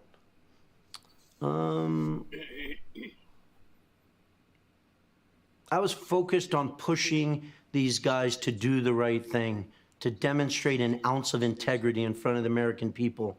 They all know the facts. I live the facts. And luckily for the American people, all the facts are extremely well documented. I'm irrelevant in this discussion, so I can ride off, but the American people can read these texts, listen to the recording that you just played, read the legal documents that were executed in Delaware, and they can form their own conclusion. They don't need me to form the conclusion for them. Give us a sense of your contacts with Hunter Biden. A lot of this is complex. There's a lot that we're not, this is television, so we're not putting, everything that we have on the screen because we can't. But for those who might suspect that you didn't really have a lot of contact with Hunter Biden, give us a sense of some of the places where you had conversations with him and over what time frame. So obviously, as we already discussed, throughout 2015 and 2016, while Joe was still the sitting vice president of the United States, these guys had been doing extensive work around the world in places like Oman, Luxembourg, Romania, that I was being made aware of, but I obviously hadn't come off the bench and agreed to be part of this. I'm sorry, I've got to interrupt you there. Oman, Luxembourg, Romania. Correct. So they don't speak any of these languages. Neither one of these guys has any record of success in business. Neither one has a background in international business. Why would they be doing business in Oman, Luxembourg, and Romania? Because they have relationships and they have the Biden name that they're able to set up meetings and get people to jump through hoops in an interest to garner favor with the sitting vice president, Joe Biden. So it sounds like Gilliar is a legitimate business guy, someone who's fluent in the language of international James business. Gilliar, served his country. He's British. Yes. He's traveled around the world for decades. He's a very low-profile individual, but he's sharp and he's as legitimate as they come. Sounds it. But Hunter Biden and Jim Biden have a well-documented, decades-long record of business disasters. Did you get any sense that either one of these guys was qualified to be conducting this kind of business? The only qualification they had was the Biden name. But they seem to have parlayed that into quite a few deals in quite a few countries. And I interrupted you, so continue with where they were doing these deals. Yeah, so you had asked, the extent of my communication with Hunter Biden. So when decided to come off the bench and entertain being the CEO of Sinohawk Holdings. Obviously, I was brought up to speed on the work that they had been doing in Oman, Luxembourg, France, Romania, Kazakhstan, and stuff like that, because that was all going to be integrated into Sinohawk Holdings. And so you asked to the extent that I spent time with Hunter Biden. I personally was in Bucharest, Romania with Hunter Biden, Jim Biden, James Gilliar, Rob Walker. I was in Monaco for the annual Grand Prix there. I was supposed to sit with Hunter Biden. I met him. I met on the patio of his hotel, and I sat there and waited for 2 hours. And you can imagine how angry and I was frustrated after sitting there for 2 hours waiting for him without a text, a phone call to let me know I can't make it or I'm tied up. And in a text that I think you guys are aware of and saw, the next day he aggressively comes back at me that he couldn't attend the meeting that he himself set up. I stepped away from family and friends on the yacht that I was on with my friends to go sit with him for a couple hours, and he's effectively screaming into the phone that he could not pick up the phone and text me because he was with the Ukrainians and Mykola, the founder of Burisma, and that he was fighting for the only income he has on the Kazakhstan deal that apparently he negotiated. Now, I had no exposure to a Kazakhstan deal. I'm not aware of any of the particulars. Now, I just want to add, yes, Kazakhstan is where Borat is from. I just wanted to say that. That is the same country, Kazakhstan. The Kazakhstan deal. I just know for a fact there is a Kazakhstan deal because Hunter Biden in first person told me there. Looks like Joe Biden have deal with Kazakhstan media. I'm sorry, I won't do it anymore. I'm sorry. Was in the text that I think you guys have and you will show to the American people. It's not my job to determine what that deal is. I'll leave that up to the FBI or the Senate and the Congress to figure that out. I just want to restate this. You are not a grifter.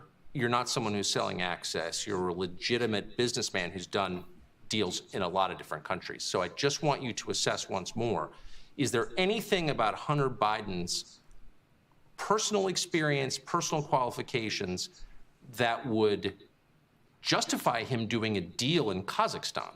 Absolutely nothing. The only thing that he had was the Biden family name and the fact that his father at one point obviously was the sitting vice president and potentially would run as a future president.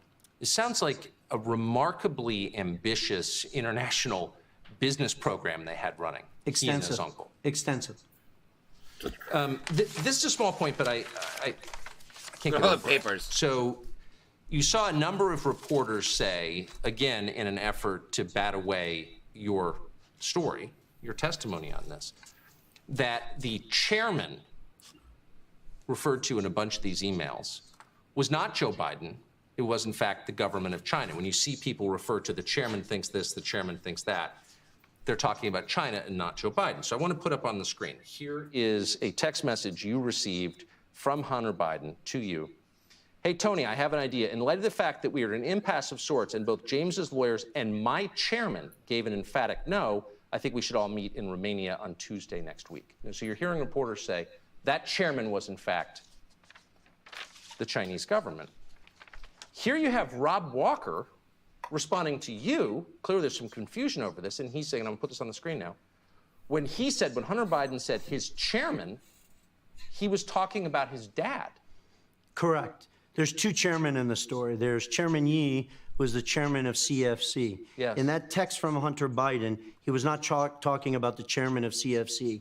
And what Hunter's referencing there is he spoke with his father, and his father is giving an emphatic no to the ask that I had, which was putting proper governance in place around Oneida Holdings. So Joe Biden is vetoing your plan for putting stricter governance in the company. I mean, and it's right here in the emails. Yeah, Tucker, I want to be very careful in front of the American people. That is not me writing that. That is not me claiming that. That is Hunter Biden writing on his own phone, typing in that I spoke with my chairman, referencing his father. if the world thinks that my chairman is not his father, then Hunter Biden would come forward and go on record and state to the world. But you have the Biden family representatives, Rob Walker, saying right here, May 19th, no. When he said his chairman, he was talking about his dad. Exactly. Wow. There it is, people. Signed, sealed, delivered. It's treason, baby. And people need to go to jail. People need to go to jail. What are we going to say, man? What can we do? You tell people. You tell people this is going on. You've known it was going on. That's all we do is we watch this. We come here, we talk about this stuff because we are aware of what's going on. But we need to... I don't even know, man. I don't even know. This is what's happening. This is what these people are doing. They are lying to you. They are manipulating your reality. They are creating a reality around you based on lies. And that is what creates the clown world effect. That is what creates this. That's what creates it. It's the clown world effect. It's fun to stay at the... Oh, wait. One day I'll figure out how to do notes on this, and I'll be like... That's not YMCA. But I don't want to get strikes, though. That's why I'm not going to play Trump. But, yeah, man, it's just... This is what's happening, man. They are fucking manipulating the American people. It's creating the clown world effect. It's creating the clown world effect. Because what's happening is we have people who believe in things with wholeheartedly that are real. They believe that these things are 100% real and that this is how reality is. Indisputable facts. Donald Trump is a racist. He is the bad guy. These Democrats are here to save us. Joe Biden, everything Trump says about Joe Biden is a lie. And then there's actual reality, which is everything that we've watched. There's clown world reality, which is there is no evidence of widespread voter fraud. And then there is our reality, which is the actual reality that states that there is lots of evidence of voter fraud, mountains of evidence of voter fraud. So just understand this. This is a very real problem that goes deeper than the election. Because even when Trump wins, the people in clown world are going to be traumatized. That's going to be like that woman. No! The one screaming on the ground, my favorite person. I believe it's a woman. I should have just said person because I always refer to her as a human. As a human. I don't know the person's gender. But it's amazing. It's amazing. So we need to wake people up. We need to say the truth. That's the secret here, is letting people know what's going on. What I just did to Brutally Honest today was fucking shocking. Every time he comes here, he's like, wait a minute. That can't be real. And it is. Every time. Every time. When he started Project Veritas, when he came into this channel, he thought China wasn't a communist country. He's seen radical communists in America. He's seen Project Veritas videos that are undisputable of people being like, I am committing a crime right now. Trump was right. He was warning you about people like me. He's seeing Tony Bobulinski talk about the business deals and seeing actual text messages from Hunter Biden, from his associates, stating this openly about Joe Biden selling out his influence to other countries. This isn't debatable. This isn't like, oh, unless you think Tony Bobulinski is lying. At which point, again, you're accusing him of the same thing that caused him to come out. Because he served this country. You're talking about someone who has a family history of serving this country. And you're accusing him of treason. It's real simple. It's real fucking simple. So the bottom line is, Tony Bobulinski's on the emails. Tony Bobulinski brought the emails. Tony Bobulinski brought the text messages. Tony Bobulinski brought the proof. Tony Bobulinski brought it to the FBI. Because, and take a look at this.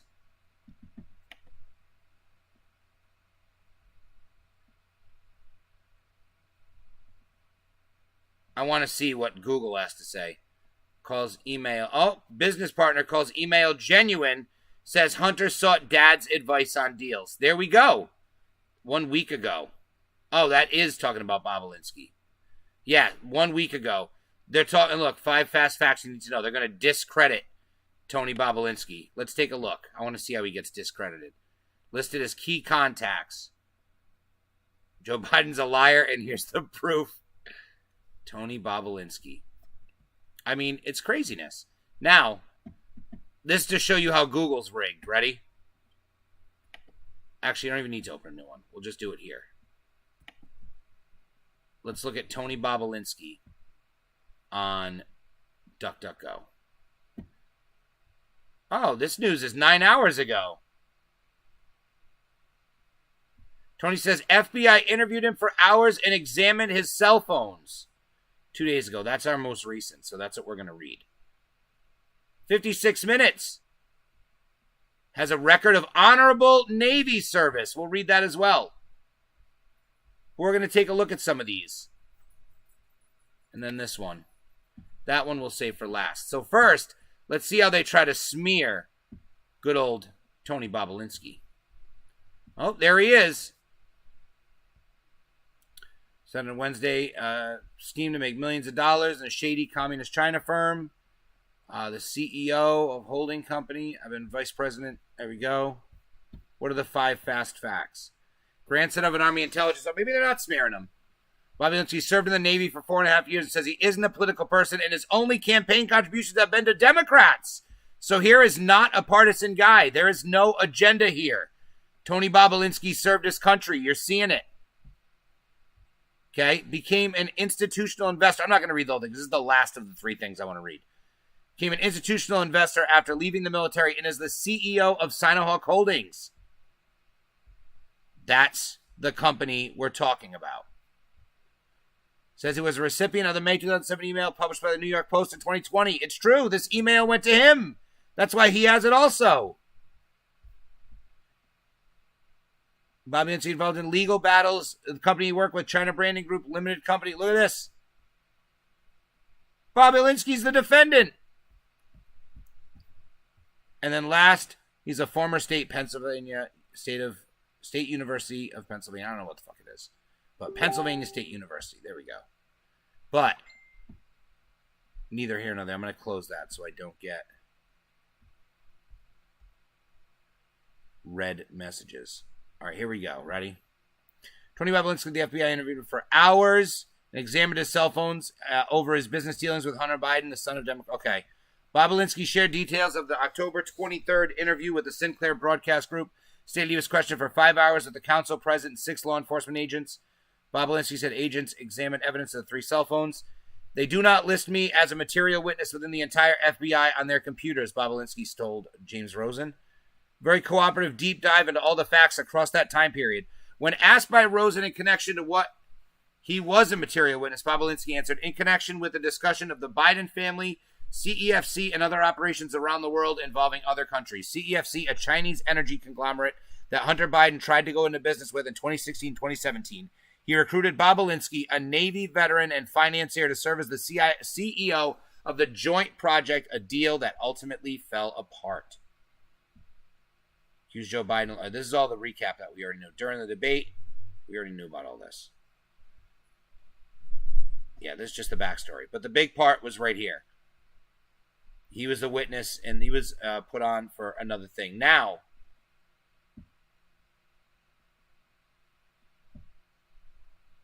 a record of honorable Navy service. We just looked at that a little bit. Received his commission as an officer in training in August of 95, left for duty in 99, and he stayed until 2006. Navy Nuclear Power Training Command in Florida from 95 to 98. And then from 98 to 99, he was in the Naval Nuclear Power in South Carolina. Look at this. What a beast. He's like, how fucking dare you accuse me of fucking treason? I love this country. That's a fucking beast, and that's my boy. Tony Bobulinski is the real deal. That, my friends, is why you use DuckDuckGo when you need to search for the real information. That was a point I've been trying to prove for a while, and I haven't had the fair opportunity to really get a good shot because there wasn't anything actively being censored quite like this is, and you get to really see the difference between Google and DuckDuckGo. It's immeasurable. But with that being said, everybody, we had some crazy shit go on here, and I just want to say a few things that are going on now. First of all, I'm nervous as hell because I'm going to officiate a wedding tomorrow for the first time in my life. Whether or not you knew this, I am an ordained minister as of a few weeks ago, and I will be officiating my first wedding. It's a wedding ceremony tomorrow. It's not a wedding. I'm sorry. It's not a wedding. It's a marriage. It's a marriage. And I'm going to be officiating that. I have to sign as the officiator. So that's my first time doing that. I've done a lot of things. I've been on the radio. I do this show. I've fucking called people on phones that I didn't know. I talk to people I do know. I've met famous people. And I never get nervous for anything. Public speaking, nothing bothers me. I've been in plays. Not a big deal. Doing this tomorrow in front of people that everyone I've known for at least 10 years, most of the people I've known my whole life or a large amount. I mean, it's going to be like 8 people total. 7 people. And I'm one of them. So, but I'm just nervous because it's something I've never done. So I just kind of wanted to put that out there. Secondly, the election. I'm going to save that one for last. Next. So I'm thinking about changing stuff up when it comes to this show. I've been thinking about it a lot. And I still want to do the show.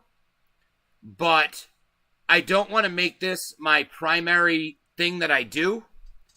I think what I want to do more so is I'm going to make videos at night about whatever happened during the day, 10 to 15 minute videos, and release them.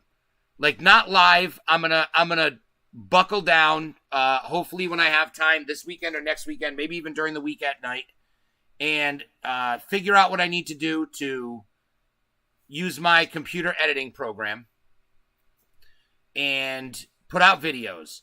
Maybe 8 minutes to 15 minutes about whatever happened, playing some video footage. If it's a longer video, playing some clips, never really going longer than like 20 minutes, 26 minutes, probably be the longest I'd go. I don't want to do giant videos because I'm going to edit things in. It's going to be stuff. And I'm thinking about making multiple of those every day for whatever's going on.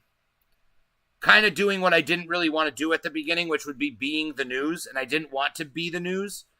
But instead, what I think, I'm going to look at it more as an opportunity to be able to discern all information so I can report on the nonsense stuff and I'll report on what's actually going on that they're not telling you. All because I don't feel like writing a website, and I feel like making videos is much better. People enjoy consuming content this way. It's snowing outside, so I'm going to be getting my set back. So this very well may be the last video that you see with this shit behind me and not me sitting in a chair with a green screen. So this is the end of that. And lastly, and I'm still going to do the show. I'm still going to do the show, but it's no longer going to be, it is what it is. I might not even do it at 5. I might make it later. I'm going to ask people what they would want to see as the best time when the most people are ready to sit down and consume something like this. Maybe on Friday night, maybe from like 7 to 9, and it'll be that, and we'll do it that way, and we'll do whatever, and we'll talk about shit, and I'll talk to people, and I'll have guests. Anybody can be a fucking guest. Hit me up. Say you want to come on the show to talk to people. Talk to people. You know? Say the truth. It's all about having a conversation with real people in reality about the regular world of normal people where we don't act like stupid shit is real because we're afraid of what other people might say, you know? And then other than that, I'll make videos. But I want to ask you guys' opinion. Would you want me to make videos in a situation like this where I maybe have a border and I have some sort of aesthetic and it's me making a video like this versus, you know, a full screen video, you know, a full screen. I don't know what this is going to be. Yeah, not exactly what I wanted, but basically, you know, this of just me.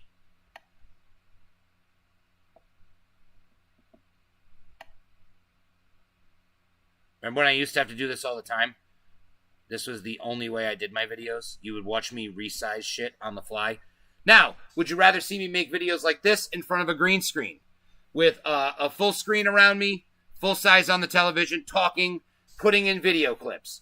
Or would you rather see something along the lines of what we had earlier with maybe a bit of an aesthetic, something a little different? I can advertise on the screen so you can always find me. If the video gets shared and somehow it picks up, at least you'll have the ability to find the website.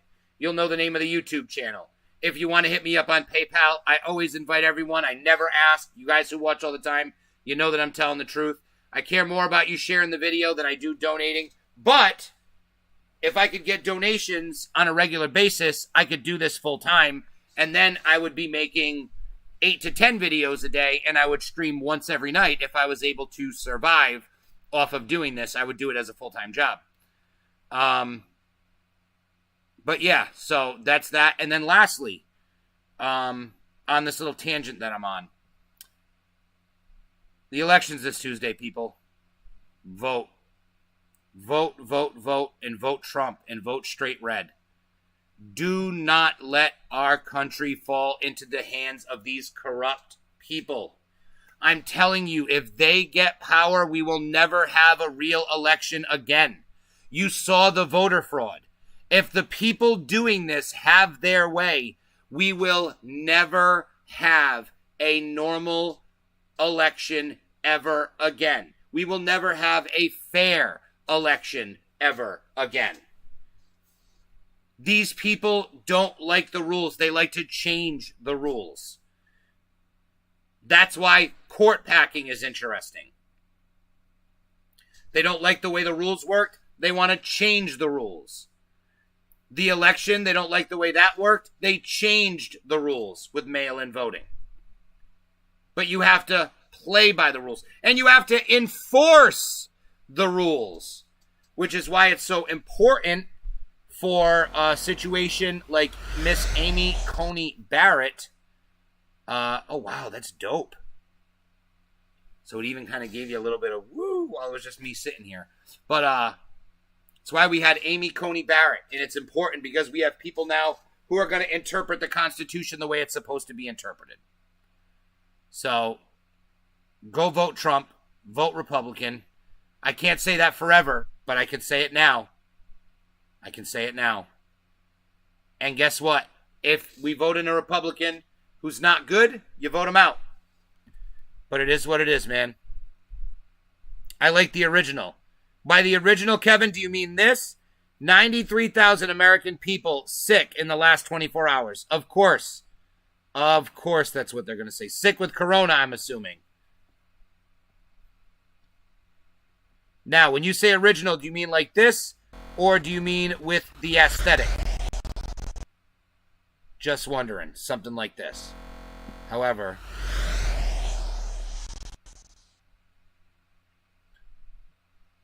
there we go. Came back. There's Kevin's comments. But yeah, man. I got the hair coming too, by the way. Look at this. Look at this shit. Looking crazy. Getting long. I love it. But I thank you, everyone, for joining me today. If you guys have anything else you want to talk about, say it. This is your conversation too, man. I'm just talking. I'm just the car. You guys are driving. Tell me what to talk about. Tell me what you're thinking. Talk about what we've seen today. Talk about voter fraud. Talk about Clown World.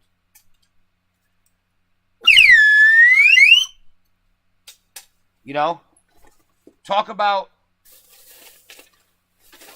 Oh, I can't find my horn. My horn is gone. Kevin, I'm sorry. We got no horn, but we still got your boy. Talk about whatever you want, whatever you're thinking. Because that's what I want to know about. With the green smoke. Okay, so you like it like this. He likes it with the aesthetic. It's different, and it gives me an identity, which I kind of like. It lets me have my information on the screen. I'm pushing to make videos like this as well in my own head. I've seen a lot of people do red, white, and blue, and I thought of that, of course, myself. But you know what? At the end of the day, and I am American first. There's no doubt about that. I'm 100% America first. I am all about let's tell the truth and protect this country. But at the end of the day, the point of this show, as much as it is to love America, it is to think for yourself and to stop believing the lies that you are being told. Break past these lies, people. Think for yourself. Question everything. If they're on the news telling you this has to be true, you're supposed to look into, is this true? And not someone's going to tell you, don't go to Snopes and they say, this is true. That's the Ministry of Truth. Do independent journalism. Listen to people question it. See what evidence is out there that contradicts it. Keep asking questions until you can't answer questions with the establishment story anymore. That's when you know you're asking the right questions. Think outside of the box. Ask me. I will help you. Share a post and say, you should talk about this on the show. That's the shit that I would love to see. I would be the happiest fucking person on the planet. J-Rick, yo, welcome back to Facebook. I'm here for Brian, I mean Juice. I love it. Talk about Glenn Greenwald. Let's talk about Glenn Greenwald. Let's fucking talk about Glenn Greenwald. You know who Glenn Greenwald is? I'll tell you as I'm pulling it up. Glenn Greenwald started a website called The Intercept. Now, The Intercept was birthed because of Edward Snowden. I don't know how to spell, so give me a second. E-N Green. All right. So, it was birthed over... I'm trying to see... Leaves The Intercept. Throws a fit. Glenn resigns.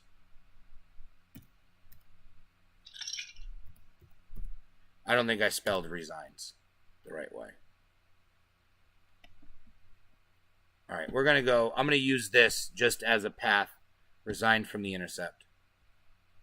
Okay, here we go. Okay, so he started...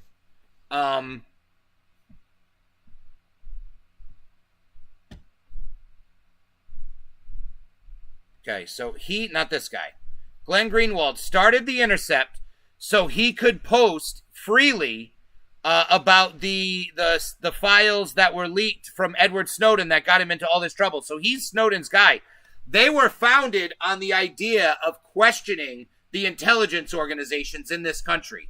He wanted to post a story about the Hunter Biden laptop, and he was told, no, he can't post it because of Joe Biden. Let's take a look at what he said, though. Today, I set my intention to resign from The Intercept, the news outlet I co-founded in 2013 with Jeremy Shaw and Laura Poitras, as well from his parent company, First Look Media. The final precipitating cause, The Intercept's editors, in violation of my contractual and editorial freedom, censored an article I wrote this week, refusing to publish it unless I remove all sections critical of Democratic presidential candidate Joe Biden, the candidate vehemently supported by all New York-based Intercept editors involved in this effort at suppression.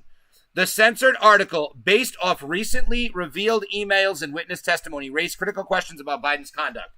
Not content to simply prevent publication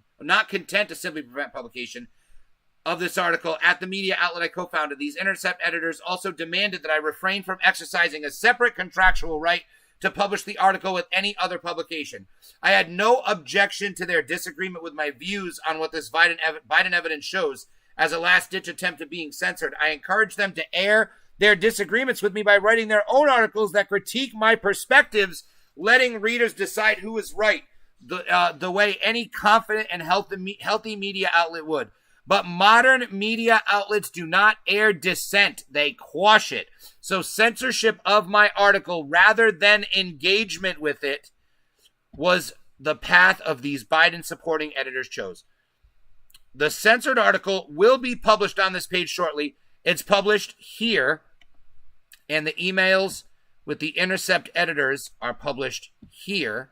My letter of intent to resign, which I sent this morning to First Look Media, is published below. As of now, I will be publishing my journalism here on Substack, where numerous other journalists, including my good friend and great intrepid reporter Matt Taibbi, have come in order to practice journalism free of the increasingly repressive climate that is engulfing national mainstream media outlets across the country. Because the media is corrupt people. They are lying to you. They are not telling you the whole story on everything. They are creating a narrative for you to believe. If I came here every day and told you horror stories about the boogeyman, and you watched me every day, eventually you would start to be scared that the boogeyman is coming for you. Because it's all I talk about every day, and I tell you that he's coming for you. It doesn't matter whether or not he's real. He's real during these conversations when I'm telling you that he's coming for you. And that's what the media is doing to you. They are telling you the same thing over and over again every day. That's why you need to question things. That's why you need to ask questions. That's why you need to make sure that you do not just believe people. There is no person who asks stupid questions. There is only stupid people who ask no questions. Remember that. I think I made that up. So if I did, let that be my epitaph on my fucking casket. That's my greatest quote. That and cognitive independence. Hashtag. I love that one because you don't hear people say that. That is a free thinker. Cognitive independence. It means I am cognitively free to think and do as I want. I am 100% in control of my brain and my process of thinking and my own thoughts. I take full accountability and responsibility for all my actions, and I do not trust anyone and I do not believe anything until I see it with my own eyes. It's that simple. And that's how you have to live your life. Now, Glenn Greenwald also, last night, the article Joe Biden censored by The Intercept. Title, The Real Scandal, U.S. Media Falsehoods to Defend Joe Biden from Hunter's emails. This is the problem. This is the real scandal. It's worse than the emails. The emails and the corruption is terrible. That's something he should go to jail for. And yes, he's the vice president. And yes, he's up for election in 3 days. But what's even worse is the people who are supposed to tell you about it, the people that you trust to tell you when someone is trying to hurt you are actively holding this from you. This would be like if, and I hate to trigger people, but this would be like if you were getting molested at home and one parent was covering for the other one and telling you it wasn't happening. And publicly covering for the parent who was the guilty party. It's almost worse. They are choosing to misinform you. That is dangerous. Trump said it the other day, and I'm going to steal the quote. It's not freedom of the press, it's suppression of the press. That's what's happening right now. The press is suppressing what they don't want you to hear. And that's the problem. But, even better,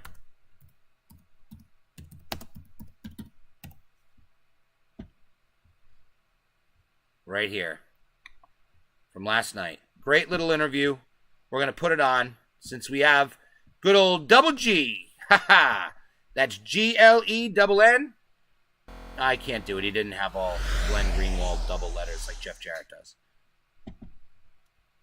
Nope. Hold on. Trying my best here, folks. We're going to get this Glenn Greenwald interview up and running so he can tell you himself. Glenn Greenwald has thought a lot.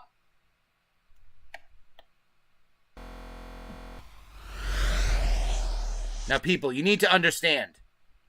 This is a serious issue. This is beyond... Oh, we got a ton of comments.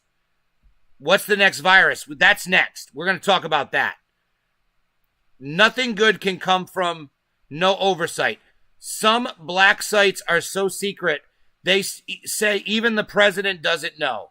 That should not be allowed. To a degree, I understand, but you got to understand, first of all, I agree with John F. Kennedy that the very concept of secrecy in a free society is repugnant, especially when it comes to our elected leaders.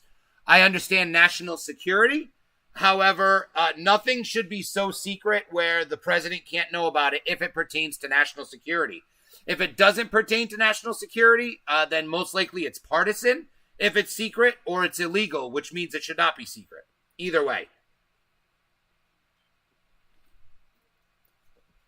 So, what else? Andy's a progressive journalist who wanted to report the truth about the Bidens and was censored. It's true. He's not some Trump guy. He's a progressive. He's a left guy. He just is trying to say the truth because he has integrity. This is like that old movie, I think it's called The Journalist.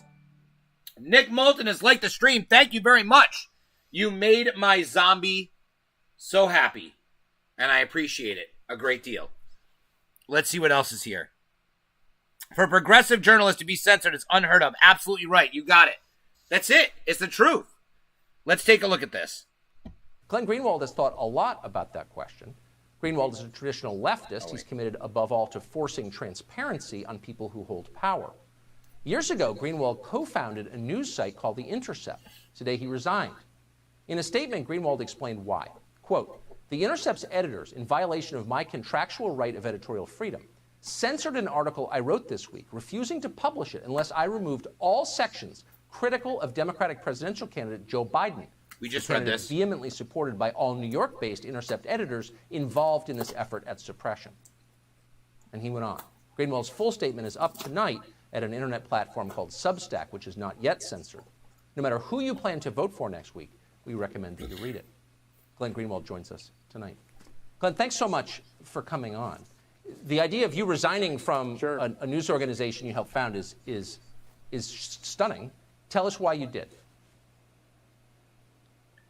Well, the news organization that I co-created was in 2013 at the height of the Snowden reporting. I left The Guardian to do it because I was seeing that there were a lot of constraints imposed on journalism and our ability to report freely against governments, against power centers, against all kinds of institutions that wield authority. And the premise of the news outlet, the core overarching premise, the reason it was created was to ensure that journalists would always have complete journalistic independence and editorial freedom, never have to you missed too much journalistically or pay homage to pieties because of the preferences, the partisan or ideological preferences of editors or of anybody else. That was the core founding idea and vision.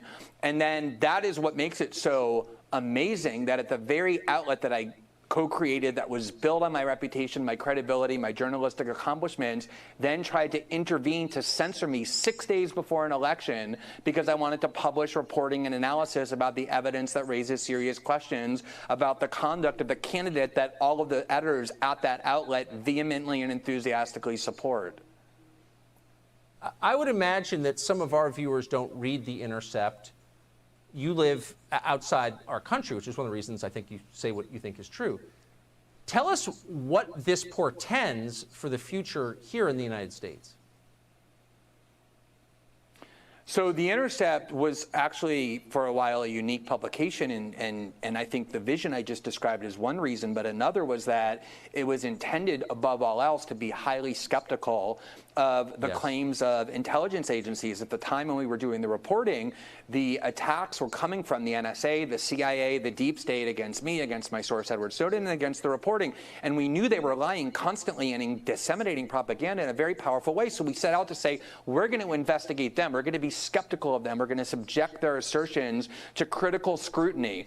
And I am so embarrassed and angered that the media outlet that I created, along with 2 other excellent journalists, to do that, the only article it published about all of these documents that have emerged about Joe Biden, other than a column of mine where I denounced Facebook and Twitter for censoring it, was an article that made reference in passing to those documents very snidely and dismissively to say that no one should pay attention to it because it was Russian disinformation, and it cited a letter from John Brennan, James Clapper, Mike Hayden, and the rest of the goons from the CIA and the intelligence community asserting it. And worse still, that letter said, we have no evidence that Russia's involved in any of this. The Intercept omitted that phrase, simply cited that letter to try and encourage people to ignore this evidence on the grounds that Russia had manufactured it and that the evidence was fabricated, even though there's never been any evidence for that's been true, and everything since has disproven it, showing Russia was not involved in any of this, and nobody, certainly not even Joe Biden, disputes that these emails and other text messages are completely real and authentic. It's horrifying. So what you're watching is agencies of the U.S. government turning their awesome and unconstrained powers against the American population. Correct. That's scary. This is the real story of the last 4 years of the Trump administration, which is that for a long time on the left, there was a healthy skepticism of the CIA. Yes, there was. There was a lot of anti-war activism in the Bush and Cheney years. That has all disappeared. And the reason it's disappeared is because the CIA, from the very first days of the Trump administration, even before he was inaugurated, devoted themselves to sabotaging the administration because Donald Trump questioned just a few of their pieties. And that can't be done in Washington. Whoever does that must be destroyed. And so the CIA and the deep state operatives became heroes of the liberal left, the people who support the Democratic Party. They're now in a full union with the neocons, the Bush Cheney operatives, the CIA, Silicon Valley, and Wall Street. That is the union of power, along with mainstream media outlets that are fully behind the Democratic Party, which is likely to at least take over one branch of government, if not all of them, in the coming election. And that is a very alarming proposition because they're authoritarian, they believe in censorship, and they believe in suppression of information that exposes them in any kind of a critical light. For a U.S. government agency to try and disseminate propaganda within the United States, I mean, is there any... What Glenn Greenwald just said should be fucking alarming and should literally shock everybody. Everybody. So proud of him for standing up and doing the right thing to stand up and resign and get his story out. So important. And it's the truth. And his story of resigning and about the media censorship is even... It's just what he just said about this allegiance of people that are working together to take over the government and suppress you, the American people, from telling the truth about them. That is fucking, that's authoritarian. Exactly what he said. They are trying to, it's tyrannical. It's tyrannical. It's unbelievable. I'm astounded by this. Let's finish this off. Any clearer attack on democracy than that? So when we were doing the Snowden reporting, one of the things that induced Edward Snowden to come forward as someone who had worked in the CIA and the NSA was his anger and horror that the tools of the NSA had been turned on the American people. They're supposed to spy on foreign adversary governments, but they weren't. They were collecting our phone records. Same with the CIA. They're trained disinformation agents. That's what they do. They lie for a living. But they're supposed to do that in other countries where we want to induce some sort of change, overthrow a government, topple a regime, whatever quote-unquote interference the U.S. government wants to do, the way we're also upset that Russia did in 2016. That's what they're trained to do. The law, though, and the obvious foundational prohibition on having a security state, a national security state after World War II, was it was never supposed to be turned domestically. They weren't supposed to be involved in our politics or disseminating propaganda. Go turn on any of those other cable networks or pick up the op-ed page of any of the biggest newspapers, and all you'll see are ex-members of the CIA, the DOJ, the FBI, the NSA, telling Americans what they ought to believe. They've infiltrated the means of communication domestically. They do it through leaks. They do it through clandestine operations and through lies. They propagandize the American people in a way that is incredibly dangerous no matter what your ideology is. I totally agree. And I'm ashamed of the times that I made apologies for those agencies or this behavior. I really am. You are telling the truth. That's really clear. Glenn Greenwald, congratulations on getting out of there. Good to see you. Thank you, Tucker. Appreciate it. As a fucking sane human being, how do you say that that's not true? How do you watch that and be like, yeah, that's not happening? Like, we're up against some serious shit, people. We're up against some serious shit. And you know why? It's because Trump, they know if Trump wins and we get the House and we get the Senate, we already have, I don't want to say control of the courts, but America is in control of the courts.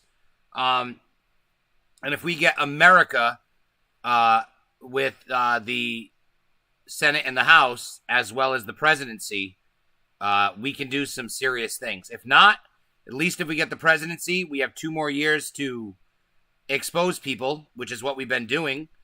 We won't get voter ID laws passed in time, but we'll see what happens. But I think a lot of local Democrat people are going to lose elections, so we'll see. It's going to be interesting. But with that being said, I'm going to bid you guys adieu today. Goodbye and good night, in the words of Kenny Omega. We need it all. We do need it all, Mary. You're absolutely right. We really don't have an option. We don't have an option. We have to put certain laws in place that will prevent these things from happening. Nothing is more important than voter ID laws. Nothing. Nothing.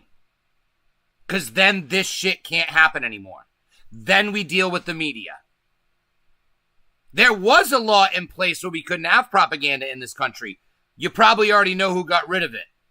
But if you don't, I'll give you a hint. He's very close with one of the 2 presidential candidates. Let's just say they're mates from a past era. It was Obama. It was Obama. Obama signed it. Have a good one. See you next week. Brutally honest, thank you, my friend. I'm glad you came by. As always, full communism for that guy. He can go somewhere else to get it, though. But with that being said, everybody, I appreciate you showing up. Please go out and vote. If I can get another stream in my hectic weekend between Halloween and between officiating my first wedding ever tomorrow, which I'm nervous as hell about, maybe I will. Now that I'm back on Facebook, I am much less discouraged. So I'm very glad to be back on Facebook. I'm very glad to be, just back uncensored. I know a lot of my friends spend a lot of time in Facebook jail, some of them. And I've never been there. I've never been to Facebook jail. I got banned from the Donald on Reddit one night. That happened. I got banned from SC Jerk on Reddit one night. Permabanned, and I ended up getting it reversed because I begged them to let me back into the group, and they did. But I've never been banned on Facebook, thankfully. Probably because I phrase everything in a certain way. Enjoyed it. Thanks, big man. Have a good day tomorrow. Thank you very much. I appreciate all your kind words today. I appreciate everyone for liking the stream, sharing the show. Glad to be back on Facebook. Glad to be back with you guys. And vote straight red, man. I guarantee you this, next week, I don't want to guarantee you. There's a good possibility that the election will be decided on the 3rd, at least the presidential election, if he is able to secure enough electoral votes from states that did not have universal mail-in balloting. So if there were enough states without universal mail-in balloting that do close their polls and he gets 270, we can call the election. It doesn't matter what happens. If that doesn't happen, I guess next week we're going to talk about where the election's at. So it should be an interesting time. There's going to be riots. There's going to be violence. Hope you guys are prepared, because I know I am. I'm willing to do anything. I'm willing to do what it takes. I don't give a fuck. I'm doing the right thing because I believe it's the right thing, and this is a fucking shield this is a hill I'm willing to die on. So with that being said, people, do what's right, say what's right. I love you all. Thank you for being here. And, Facebook jail, right? He's never been in Facebook jail. To him, it's the Facebook gulag. And that doesn't exist because he'd never be there. They'd re-educate people like me. But with that being said, you guys, have a great night. And thank you for joining. We went over 2 hours. Back on Facebook, baby.